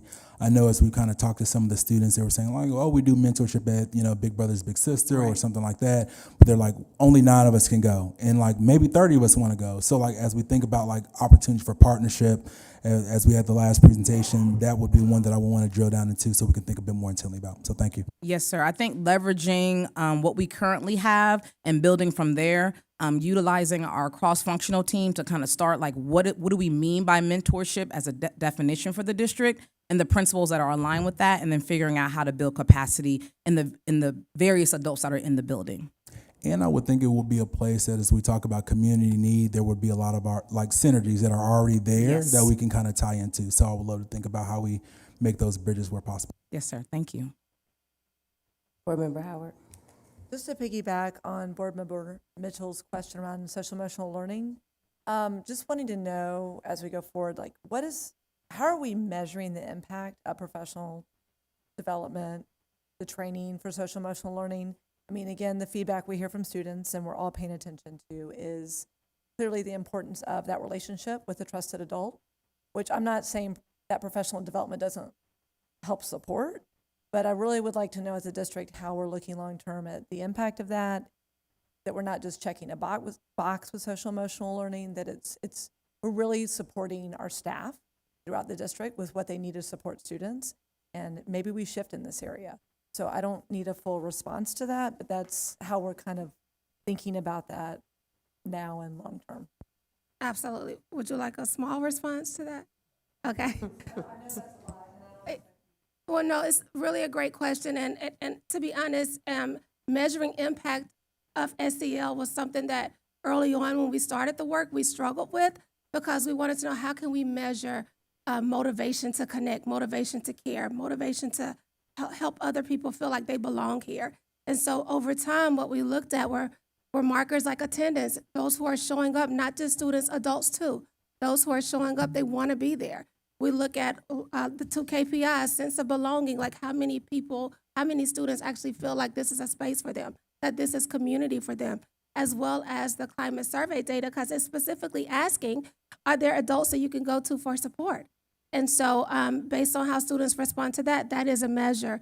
But specifically the impact of our professional learning that we offer from SEL, we do have our own survey measurement that we track over time, which is at 99% relevancy rates. When we're asking them how relevant is this to your practice and how confident do you feel like these skills and behaviors and these tools that you've received will support you in going back to your spaces and building community and connections with students. We are at a 99% rate with over 500 respondents. So that's how we measure. Thank you for that. That's extremely helpful. And I know we're tracking that by school and looking like how can we best support and how we get to understand that data a little more, I think would be helpful to going forward. Absolutely. Again, knowing that you all are taking action around that, not that we need to be in the weeds of that, but again, what we're doing, we want to make sure it has the most impact. Thank you. Thank you. Thank you, Dr. Zeff. Dr. Bryant, before you step away, thanks. And just picking up on Board Member Howard's question, it looks like, I mean, it's great that 99% of teachers, what I hear you saying is 99% of teachers are saying the tools are helpful. There seems to be some disconnect, though, because we're at 43% of students say they don't have a trusted adult in the building. So I wonder, and it looks, looking at this on slide, what is it, on slide 5, you list all of these, as a district, we've prioritized this, we've made big investments here, but we seem to be missing. And we know that if we're thinking about, our job is to focus on what we can do to support you, support the superintendent to improve, student achievement. If students don't feel safe, don't feel seen, don't feel heard, it's going to be a struggle. And if only 4 out of 10 students feel like they have a trusted adult in the building, that's a concern. So what can we do to support you? Is it in its current budget or policy or in any of the levers that we have? Because that 4 out of 10 is concerning. Absolutely, I agree. Thank you for that question. What can you do to support me? So there are a lot. So schools, classrooms can be spaces for healing or harm, and so we get to decide which space we want to create. A space where people walk away feeling hurt because of their interactions, because of their day, or they walk away feeling whole. And so I think the question that you're asking is related to next steps after professional learning. If this is what we're doing and people say that they are aware, they have the tools, it's relevant to practice, what happens when it hits the ground and they're in schools? So a couple of things happen. Sometimes the people that come to our training, they are in silos and they go back and they implement practices on their own, but those practices don't filter through entire spaces. And then sometimes you have leaders that say this is important to the whole community, come out and make sure all of our staff are on board for this work. And so there really is an opportunity for a next step when it comes to professional learning so that they won't get a one and done. They can get continuous support to develop their capacity to ensure that we do increase from 4 out of 10 to 6 out of 10, and then eventually get to 10 out of 10. So I agree that that's an opportunity. And what can you do to help? We just have to keep messaging that we have an entire robust library of professional learning offerings in our department, and it's available to schools and staff. Thank you all so much for those presentations. Did you, go ahead, you want to add something else? Oh, no, well, thank you. We appreciate you all leaning in. I heard a lot of things. In the essence of time, I'll just lift up maybe 2 or 3. The equity in sports, the SEL, additional trainings and opportunities for it to have meaningful, and how do we measure the impact of that work, and then student input and what mentorship looks like for them were some of the 3 big ones that resonated with me. I'll turn the floor back over to you, Dr. Johnson. Absolutely. So we'll talk about finance. Dr. Bright. All righty, good afternoon, Board Chair Johnson, members of the board, Dr. Johnson. Today I'll present 3 topics related to finance. First, I'll provide you with the financials for FY26 for all activities occurring in the months of July through January. Then I will discuss the need for a budget adjustment, and finally I'll provide an update on the FY27 budget development process. With the next 4 slides, we'll cover the FY26 financials for the first 7 months of the fiscal year. So far, we have collected about 81.57% of total revenue, with local collections at 92.33%, state at 45.39%, and other, which includes the Title I transfer in at 42.03%. We are currently tracking right on pace with revenue collections overall as compared to this point in time last year. While the overall receivables are in alignment with projections and our pilot payments and prior year collections are ahead of pace, the Fulton County local collections are lagging as compared to this time last year. We'll continue to monitor, but are also working on strategies to relieve some pressure in this area. Last year, by February, we had collected a total of 81.32% of total revenue, and this year we're at 81.57%. On slide 5, we see the budget to actual expenditures so far for FY26. We've currently spent slightly more than half of budgeted allotments at 53.15%, and spending in all functions is appropriate for this time of year. Today I'm bringing, slide 6 represents the current spending trend for FY26 against FY25. By the end of January in 25, we had spent 52.51% of our total annual spend. This year, we are slightly ahead of that at 53.15%.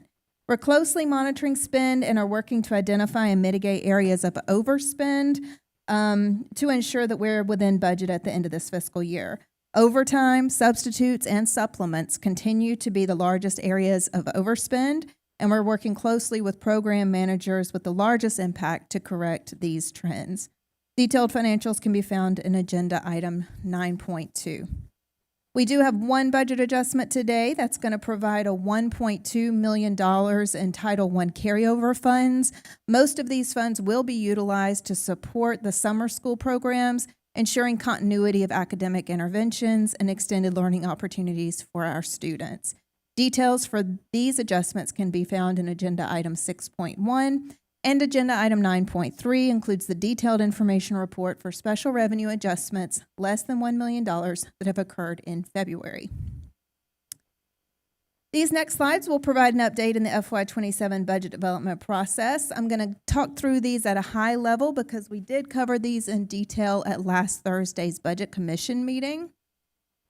We are keeping a close eye on the legislative session this year. Lots and lots of bills floating around that impact education. Many of those impact the financial processes related to education. Of course, House Resolution 1114 and House Bill 1116 are ones that would be very impactful to us. Those are the ones that would eliminate homesteaded property taxes by 2032. There are constantly revisions happening to these bills. They are back in the House and Ways Means Committee even as we speak. So still a lot of movement on these, and we are running analysis as these changes are occurring. Some other bills that we're keeping an eye on is one that will look at the way that we must report and do our audits. That is Senate Bill 472. And also House Bill 1023, which would require weapons detection systems in elementary schools. There is a proposed increase to the safety and security grant that is intended to help offset the cost of that. The increase to that grant is only about $20,000 per school, and safety systems would cost much more than that. So we want to make sure that we're aware of those bills as well. The next 2 slides represent a handout that we used as we met with the Atlanta delegation to discuss some of the impact of legislation. I'll just quickly talk through what they saw so you have these same talking points. Local revenue makes up 78% of our total general fund revenue at about $988 million. Of that $988 million, 62% is residential. And that amount, that our dependence on residential has gone up. That used to be about, is now 56% of our total revenue tax base. APS does have a history of lowering our millage rate. We've done that twice since 2018. We dropped a full mill at that point in time. And then in 2022, also reduced from 20.74 to 20.5.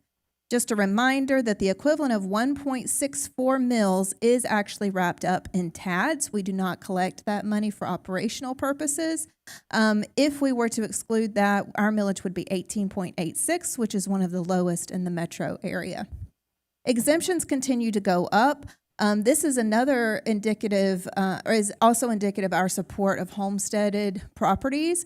We did increase in 2018 our homestead exemption from $30,000 to $50,000, and also an additional $50,000 for seniors in this last legislative cycle. So exemptions are kind of ticking away. It's also, we are seeing a compression of the commercial values. This is all as expenditure challenges continue to increase. Enrollment is down for our district by 7,000 students since 2016. There's a few different reasons for that, but that's also being exacerbated by the fact that our salaries are up 64% and benefits are up 78% since that same time. Student support services that I'll kind of talk through in a little bit is up 143%, and safety is up 140%. We also have put in place some expenditure controls. We reduced the central office overhead by $70 million last year. Our comprehensive facility master plan has identified 16 campuses for merger or closure. We revised our pension funding plan, which reduced the overall cost from over $70 million down to $43 million on an annual basis. And we also have been chipping away at our reliance on fund balance. So one bill that is currently already passed the Senate is the cap for homestead exemptions. You'll recall that we opted out of this cap when it was brought to us as Senate Bill, I think, 583. And so this would put that cap back in place. Had that cap been in place since 2021, we would have access to about $100 million less the current year. That's going to change year over year, just depending on the differential between what the inflation rate is and what the property values are. The last little block on here, the school homestead tax, how much we collect from school homesteaded properties, is about $290 million. That is the amount that would completely be phased out if one of these 1116 or 1114 bills went through by 2032. So that $290 million is what we would have to replace. And there is some provisions within the current version of the bill that would allow us to increase sales tax to offset that, but there would still be a significant gap for our district. These slides just detail some of those pressures I was talking about before. So since 2018, we see a 114% increase in the state health components for, especially for classified employees, which continues to put pressure on our budgets. Thus, the cost of our teachers at a starting salary is up by 30% over that time and 54% between the two. We also have changed the way that we're doing our budget commissions a bit. I will still start off those meetings with an overview of where we are with our financials and budget development process. But we have also been bringing in speakers to present their programs against their budgets so that we can start having more of those conversations on the academic return on investment component of our budgets. This month we heard from 2 different departments in support of We Are Caring for Every Child, which represents 22% of our FY26 budget, or $282 million. Of that $282 million, $123.5 million supports our services to exceptional children, and $53.13 million supports our student support services. From the meeting last Thursday, I pulled together just our financial slides. There's tons of information provided by the program managers in the Budget Commission materials. And I encourage you, if you have any questions or want any additional information, to go to those presentations. But this does show the increase over time in investment to our students with exceptional children. So the total budget for FY26 is $123 million. And while our QBE funding has increased by about 99%, as the FTE has increased 65%, our local supplement, what we are expected to provide, has gone up 172%. So really growing much faster than what the state is able to provide for. The total per pupil for these students is $19,709. And those increases are primarily due to the number of students we serve, but also the number and cost of staff associated with these programs. Similarly, we've made large investments in student support services.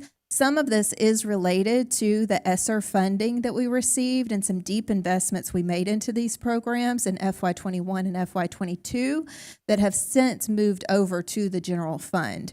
And so the student support services has increased by 76 overall since 2017, but for social work that's increased 121% and health services 120%, psychological services 189%.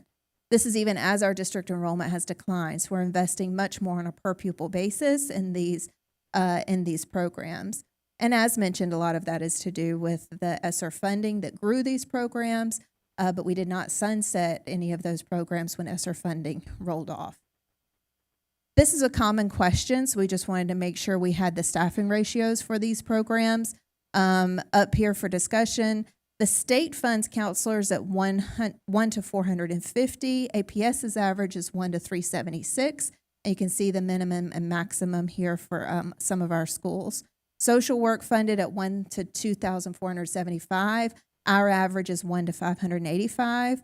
Psychologists funded at 1 to 2,420. Our APS average is 1 to 959. And MTSSs are not funded at all from the state, and our average is 1 to 616. So you can see there that we are providing much more in support for these programs than what the state is allocating for. Just a reminder of the steps we have left to take. We are still working for a March Budget Commission meeting, TBD when that will be scheduled. If we also have an April Budget Commission meeting on the calendar, we will be bringing you a balanced tentative budget in the May board for adoption. And in June, we will have our final budget adoption. And with that, I'll take any questions that you have. Thank you, Dr. Bracken. I'll start here on my right, Board Member Howard. Thank you, Dr. Bracken, and appreciate the conversation we had during Budget Commission last week. We also ended the meeting talking about when we're going to hear about the choices that we'll have to be making. Clearly, costs are going up almost in every area. We have a lot of pressures on us. So, and it's good to hear from different offices and departments about, you know, what they're pushing for, but we need to see what the impact is and what you all be putting forth as you think this is the best strategy. And then we need to be asking questions as to why we think this is the case. Will we be looking at that at the next Budget Commission meeting and talk a little more about that part of the process? Yeah, please? absolutely. So the behind the scenes work, our department and school budgets closed last Friday, so those locked down. The budget team is currently scrubbing those and just making sure that everything is completed and all those forms are filled out. Then what they will do is run a consolidation that pulls all of those expenditure budgets together. And that's the first time that I can start bumping that against our revenue projections, and we'll determine what our actual gap is for FY 2027. As a reminder, we had a projected gap of about $50 million. I don't anticipate that will have shifted much. We do build into the budget some assumptions, so assumptions around what our salary or step increases will be in the upcoming year, which is a decision that is still TBD. But still, we also have some trade-off decisions that we'll have to make. As I mentioned with the ESSER funds, there are things and decisions that are made that are potentially the correct decisions, but then they roll forward into future years. So large investments in one year set the new baseline for the next year. And so without some real trade-off conversations or conversations around what we will sunset, we'll continue to see this diminishing revenue with growing expenditures, and the gap is going to continue to grow in the out years. Thank you for that. And just as a reminder, you said right now anticipated $50 million. That's what we projected, and our back of the napkin numbers are looking like that could be what it is. Without anything changing in terms of our property tax revenue.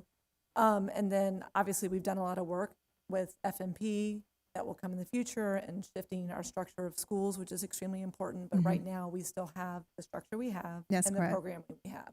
So really looking forward to that conversation and reminding my colleagues to look at the update from Dr. Johnson, which shows a breakdown of every school budget. So we really understand how much we're spending per pupil. And a lot of great information there. So thank you, Dr. Bracken. Board Member Zeff? Thank you for this, Dr. Bracken, and thanks for your presentation last week at Budget Commission. It seems like the central office is absorbing a lot of the pain and a lot of the budget pressure, making deep cuts in the central office. How would you characterize how the schools are feeling this budget cycle now that the cycle is closed? Yeah. The cycle, so while we didn't change the formulas much for schools, there are a couple of things that are making this budget process very difficult for the schools.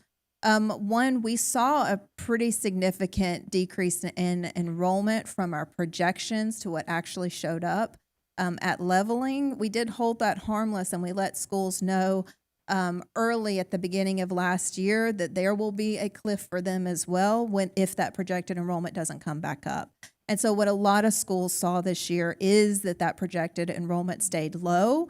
And so when you have a per pupil funding formula, or even if you don't and you have just class size formulas, a change in enrollment is very impactful to your budget. So we did see a lot of schools that had to make some trade-off decisions as well.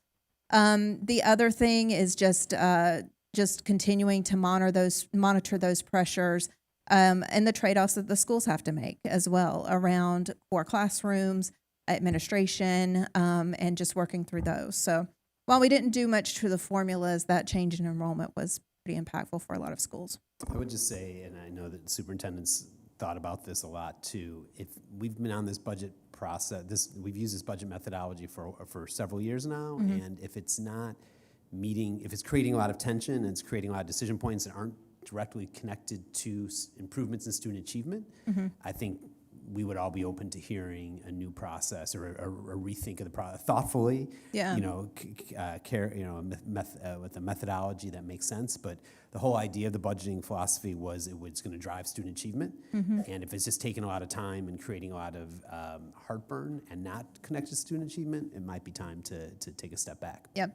I will say that some steps we've taken over the last couple of years has started to kind of at least help us align more of where those school-based choices and decision-making are outside of a base allocation. So for 2 years now, we've put we've added a column to the school budgets that shows what they would have earned if we were funding in a more traditional funding model.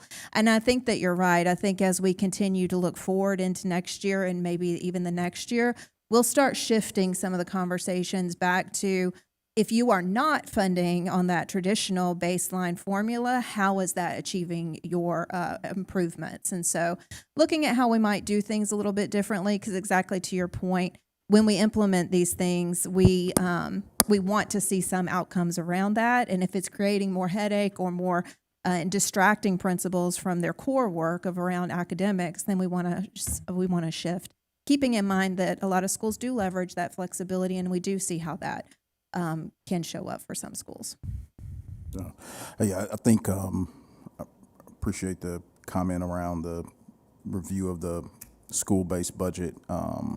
It's time for deep conversation around that. The outcomes aren't aligning to the approach, just simply. And so we've had very open and transparent dialogue about what that process should look like or could look like versus what it looks like right now, and the different decision points that are there. And it absolutely will be something that we lean into. Start at this cycle, but really are going to lean into going forward. Every time I'm in a building, I'm beginning the conversation with principals to get feedback, because it's a very it's something the district has done for a decade now, right? And we look at the outcomes, and it just, like, let's just call balls and strikes. They have not been good. And at some level, with all the things, I'm just sitting here tonight full, with all the things, there's one thing that's the most important, and it's to improve student achievement. And I will tell you all, like I tell folks there, if it's not aligned to that thing, I really don't have much energy about it. And so, I think there's going to be opportunity for continued conversation because there's been a lot of strategies implemented in Atlanta Public Schools, a lot of different initiatives and signatures and stuff. That's amazing. Yet 35% of our kids are proficient in literacy, right? I'm proud of our graduation rate. I always say this, I'm super proud of our graduation rate, but I also know that there are kids that are graduating that aren't prepared to really clearly take that next step. So then it makes you take a step back and say, what are we actually doing? So it's a really important conversation, this next step, and the organization has to focus on what matters most. And what matters most is aligning the few dollars we have to improve student achievement and some of the other external things that are niceties. When I say back to the basics, it really is getting back to the core mission of the organization. And so there's a lot of conversation to be had about the budgeting process at the school level and just what's happening with that. And, last thing I'll say, I've got a lot of energy around this, as you can tell. I think the pendulum, and I see associates out there, so I can speak to it. Everybody's at different points as a school, right? So I went into a school that was on the cusp when I was a principal. My school was on the cusp, 1,500 student high school, 1450. And it was on the cusp of being on a list. I didn't need to meet with finance. I told our team, I needed to meet with HR about staffing, and I met about a staff, literally, that was my focus. And outside of that, it was student achievement was number one, and then you tell me how many teachers I got, let me go run at it.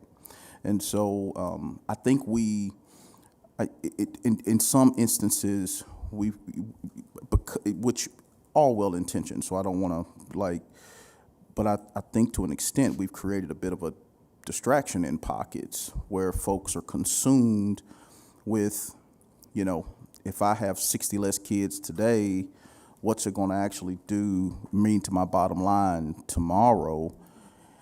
And they live in this constant tension in their stomach, when in reality, you got 500 kids, you're a fragile school, we're going to staff your school. You don't need to worry about that.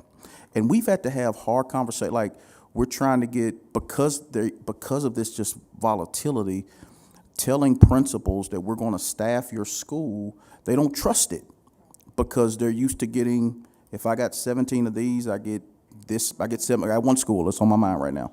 It's down 60 kids. I'm just telling the story, okay? Down 60 kids, okay? I go in her building to visit her school. She wants to talk to me about her budget. I want to talk to her about her literacy scores, right? But it's budget. And so I'll spend some time on budget. We go talk to her about budget. Well, projection, she's down 60 kids. It equates to $1.2 million for her building when they look at the per student pupil ratio. And so they're in this constant churn, right? I'm going to say something else, and then she's in this churn with, okay, I've got to work through finance, but then I've got to also work through my Go team. Y'all don't want to talk about it. I also got to work through that. And I'm working through all of these different layers. I need that principal to be able to lead that building and support the teachers, support the staff, support the community, focus on implementing the curriculum that we're going to stick with for a while. It ain't going nowhere because it ain't going to change. And focus. This district needs to focus. I love all the things, but we need to focus. And so I won't go no diatribe anymore, I've done enough. But we have a deep conversation, I believe, to have as a system, because the system has tried so many things outside of focusing on the main thing. I say this, I love social emotional learning. I love it. But what really makes a classroom effective is a teacher, I'll go back to the trusted adult, right? A teacher that cares about and knows their students. Now, we know we have students that need external supports, et cetera. But it's the teachers that can make the instructional moves and that understand where their students are, can differentiate thoughtfully, that really understand the standards, that are leaning into teaching and learning. And if we have a teacher that's doing that, and we have a lot that are doing that, they're going to check a lot of the SEL, you know what I mean? Like they are going to check a ton of the SEL boxes. So there's a lot of like work around focus that we need to continue to do. And I think what we're trying to provide is a cursory look at all the things that exist in APS, right? And then, you heard a lot tonight about inventory, organizing, trying to get our arms around. There's almost so many things going on in APS that I've not seen it, which is nice. I've not seen much like it. As somebody that's done school for a long time, I've not seen much like it. So we need to focus, and that is the focus, is on focusing, and we need to support our schools in regards to focusing. And in some places, it will feel a little bit different. I believed in defined autonomy, and I believe as you prove yourself. I always bring my son into the room because he's consuming my life right now. But as he builds his, as he becomes more responsible, he gains more flexibility. Thank you. He gets more opportunity to do more things, right? So we have leaders that are we got leaders that are going into their first year as a principal, and they're going to teachers are going to their first year as a teacher. Well, it looks different in year one in a, turnaround situation than it does in year 10 in a very stable situation. I've been in this building, this community for a long time. Let's operate to an extent within that continuum, but we just have to focus. And so with all of the things, that we have going on, that's where the opportunity is. I'll tell you, and I've had candid conversation with our team, when I go back to the staffing ratios. Mm-hmm. All right. So when I look at this, what stands out to me the most, right, is the APS men versus the max. It is eye-opening, right, the variability. Now, when you dig into the layers, there are reasons, why, and in some of our places, it should be, some places might be 1 to 50, right? But going back to the point, it's being able to understand what the real impact is of the investments that are being made. And we're just not seeing it fully. So there's some real opportunity through our budgeting process. We have made some reductions at central office. It will be a tighter budget season. We will have to continue to lean in as a district office. We will have to continue to lean in at schools. I go out in the community. I hear from residential taxpayers all the time that are, please, when I see I've seen an APS tax bill now.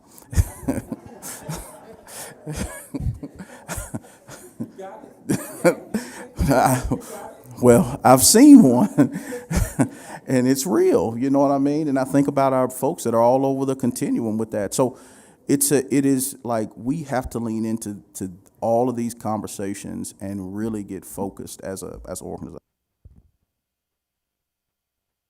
Thank you, Dr. Johnson. Go ahead, Board Member Hutchins. Thank you again, Dr. Bracken. And I told you that I would ask each time we had this conversation, how do we get here? How do we fix it? How do we avoid it in the future?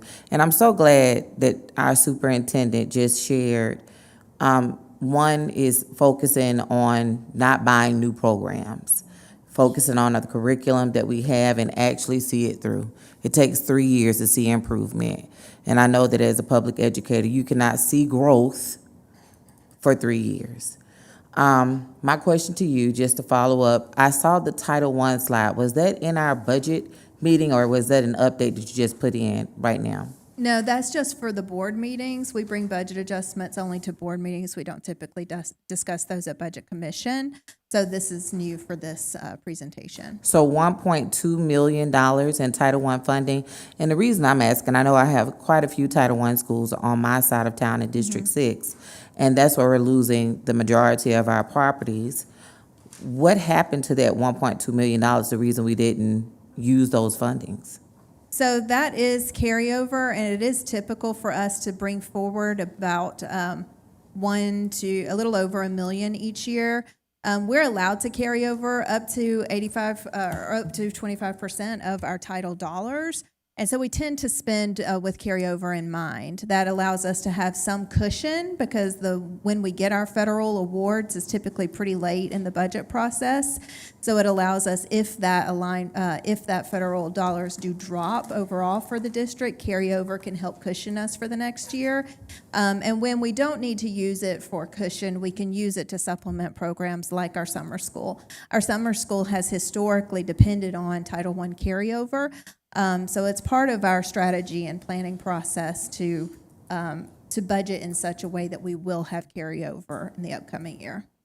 And this is more of what I asked before, more anecdotals.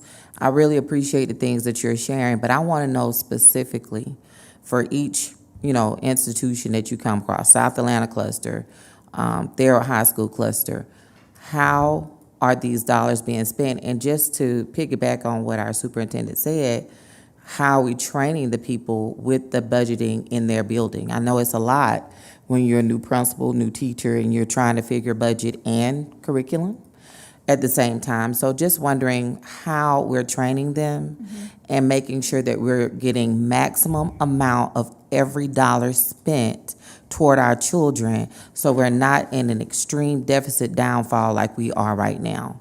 That is a lot for us to take in the District 6 area. So I would like more anecdotals and detailed explanations of how we are using every dollar and where it's going to, because that $1.2 million, maybe it could have gone toward, some more, I don't know, but the rollover is concerning when, we are shutting down properties. Yeah. I will say, I need to clarify, I said 25%, 15% is allowable for carryover. And some of that is because we consolidate our title funds into schools, and when there's a differential in average salary and actual spend, that can also add to it. But absolutely, as mentioned, the school budget's closed in February, last Friday. And a part of that overall analysis that we will prepare for the board as we get ready to bring you the tentative adoption is the individual school sheets, where we can show what schools earned, where they used their flexibility and purchased positions that were in excess or converted down positions that are different from what they earned. We'll show the school by school per pupil, and I believe we've already provided the allotment formulas for how the schools actually earned as compared to the previous year and where that's changed. So we do make that information available. Some of it is around timing, and we have all of the FY26 information available if we can share that. Thank you. Thank you. Board Member Brooks. Thank you. Thank you so much for the presentation, Dr. Bracken. Have we calculated the impact of the master facility plan on the deficits for the upcoming years yet? Yes, we have. There is savings and there's cost. And so what we do know is that for each school that will close or merge, we will save about $2 million in overhead, which is just like the overhead of the school allotments themselves. There is potential additional savings in the facilities, the utilities, and things like that. There will be savings depending on, or at least expenditure offsets, depending on how we then use those facilities, whether or not we can rent them for profit or sell them. That will also bring some additional funding into the schools. The overall cost of this, though, will be offset by some innovative investments. So we do know that in order to stabilize schools that are impacted by mergers, there will likely be some sort of transition funds as schools merge and we bring up certain programming, increased programming, and it's, of course, some of our innovative programs that we'll be looking at in the next couple of years. We want to, of course, depend on our partners for that, but we are also building in some cushion to general fund for that as well. So there will be savings related to it, but some of it will be a repurposing, again, to try to invest in more of those strategically aligned programs. I have a few questions, and I want to be respectful to the time of all of my colleagues. So if we could just be a little bit more brief in some of the responses, because I want to ask a couple just quick ones. Sure. Have we calculated the impact of resources or jobs that we have staffed through ESSER that we are continuing to fund now that those ESSER funds are no longer? I don't have that off the top of my head, but I can get it. So that, I think, is a critical question, and it'll probably make more sense as I ask the rest of the questions. So in your report on page 11, you said that salaries are up 64% and benefits are up 78% since 2016, correct? Is that saying that benefits are up since 2016, or is that saying that salaries also are up 64% since 2016? It's both. So the salaries are up by 64%. Benefits, especially state health benefits, are up by 78%.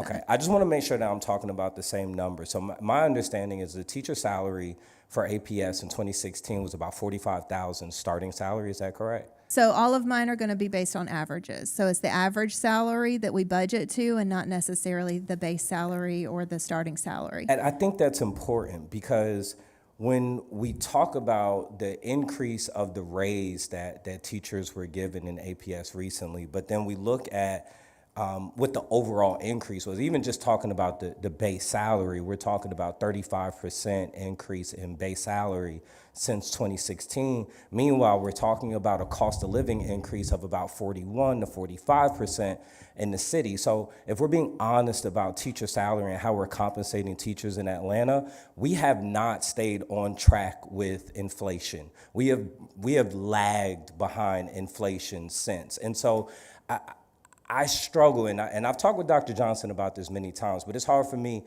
not to have a lot of energy around teacher salary when I see it mentioned over and over and over as a pain point for our budgetary outlooks.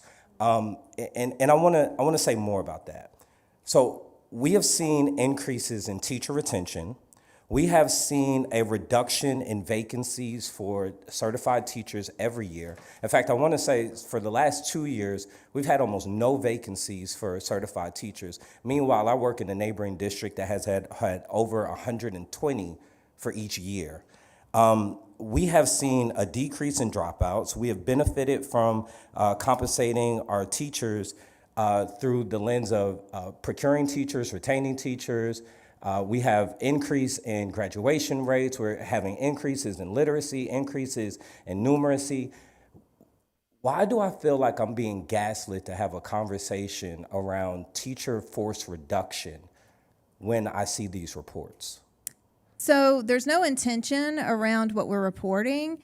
It's just the fact that salaries in a industry that is very dependent on like our people, right? Like the bulk of our funding is staff. Salary and benefits are always going to be the largest percentages of our budgets. And that is where, exactly like where you've mentioned, where we've made targeted investments because we were trying to reach some of those outcomes. So we have put a ton of money into that. I don't mean for these pressure points to be a value conversation. Previous boards have determined that that was an area that we needed to invest, and that's why we've done that. And also, it is creating some of the barriers going forward as revenue does not keep up with those expenditure investments. In the same way that our raises may not have kept up with the inflationary cost of living in the city, the revenue has by far not kept up, right? So we're seeing the revenue squeezing out our ability to do some of those expenditure adjustments. And so these numbers, this particular slide I pulled up because it does compare starting salary to starting salary. was actually provided to us by another district who is experiencing the exact same pressures that we are, just being in an industry that depends so heavily on people. So just to piggyback, in fact, really, this slide was explicitly for legislators when we have conversation, because it actually does the inverse of what you're articulating. Like, most people don't argue with paying teachers. Right. Now, I've been really clear. I don't, unless we just come into a lot of additional revenue that falls, I probably won't be recommending to the board a double-digit increase. I think that there was probably a opportunity to do a 2 or 3 year pro, but it is what it is, right? So this particular slide is the complete, the intent is the inverse, but it is to bring light to, hey, look, our people is where we're investing. It's not the other Are we things. being led to have a conversation around a reduction of force? Because No, that's not. that is, and I'm saying this from the prerequisite lens of, before we started having conversations around the master facility plan, there was a lot of energy around basically our ratios are too high, we have too many schools, and this is that was the precursor to us starting to have those conversations. So my thing is, if we have to have those conversations, then let's be bold and courageous and outright and say it. Yeah. And if that's not the case, then maybe we should be mindful about some of the language that we put in some of our reports that speak to high ratio numbers, that speak to high increase of salary, and basically saying that it's untenable. No. Well, the facts are the facts, and we got to deal with the facts. Like, we are 4.5 to 1 adult to student. One for every one student, there's about 4.5 or 5 kids. That doesn't mean that's a nice posture to be able to be into. That's not teacher to student. That's like overarching adult, right? So no, it's not a. There's no. We reduced at the district office. There was a reduction in force at the district office last year. Period. I'm a teacher.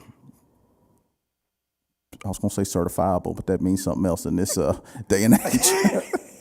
I'm a certifiable too. You still got that license? I do. Okay, I do. all We'll right. always have it until So they my take class. it. And so, as an educator, right? First and foremost, we have a history of taking care of employees. This district has a history of taking care of employees. Now, to the point of the cost of living, I think all these are part of the broader strategic conversations, right? Because there is an affordability opportunity. We want more of our employees to live in Atlanta. One of the real challenges we have inclement weather. I'll give a contextual example. If we have inclement weather, we have to pause because we have to think about, oh no, what's happened in DeKalb? How bad is the weather in DeKalb versus how bad the weather is here? So this conversation about, our employee and pay, like in most large budgets, 80+% of your budget is people. And so this is just showing the actual people cost and bringing light to the people cost. But really it was a legislative that, to the point, other districts are using as a good resource to baseline conversations. I just want to say that I appreciate us being clear about it. I think now as we're having conversations around school mergings and things like that, a lot of teachers are on the edge of their seat trying to figure out what is 26, 27 going to look like, what is 27, 28 going to look like for me. So I think for us to be able to be outright and just transparent about what it is and what it's not is helpful, I think, for a lot of people, and gives peace of mind so that the people that we're investing in feel comfortable being invested in APS as well. So that was the preface of the questions, and I appreciate clarity on the matter. Thank you. Yeah. Yeah, I'm sorry, one more thing. I want to be real clear. Nothing's happened in 26, 27. Well, I take that back. We've got, I know purpose-built STEAM and KIP. Those aren't, you know what I mean, like ours. Now, Douglas they wanted to go ahead and move their 9th grade campus over to the main building, but that's all that's transpiring in the 26-27 school year. HR, I just want to be real clear. HR has been out to all the potentially impacted schools. Associates have been in front of those employees. Atlanta Public Schools will be a more difficult school district to get into which is not necessarily a bad thing from the outside, you know. It kind of is what it is. But we're going to work with our employees. And let me give this caveat. We expect excellence. And I'm just going to leave that there, okay?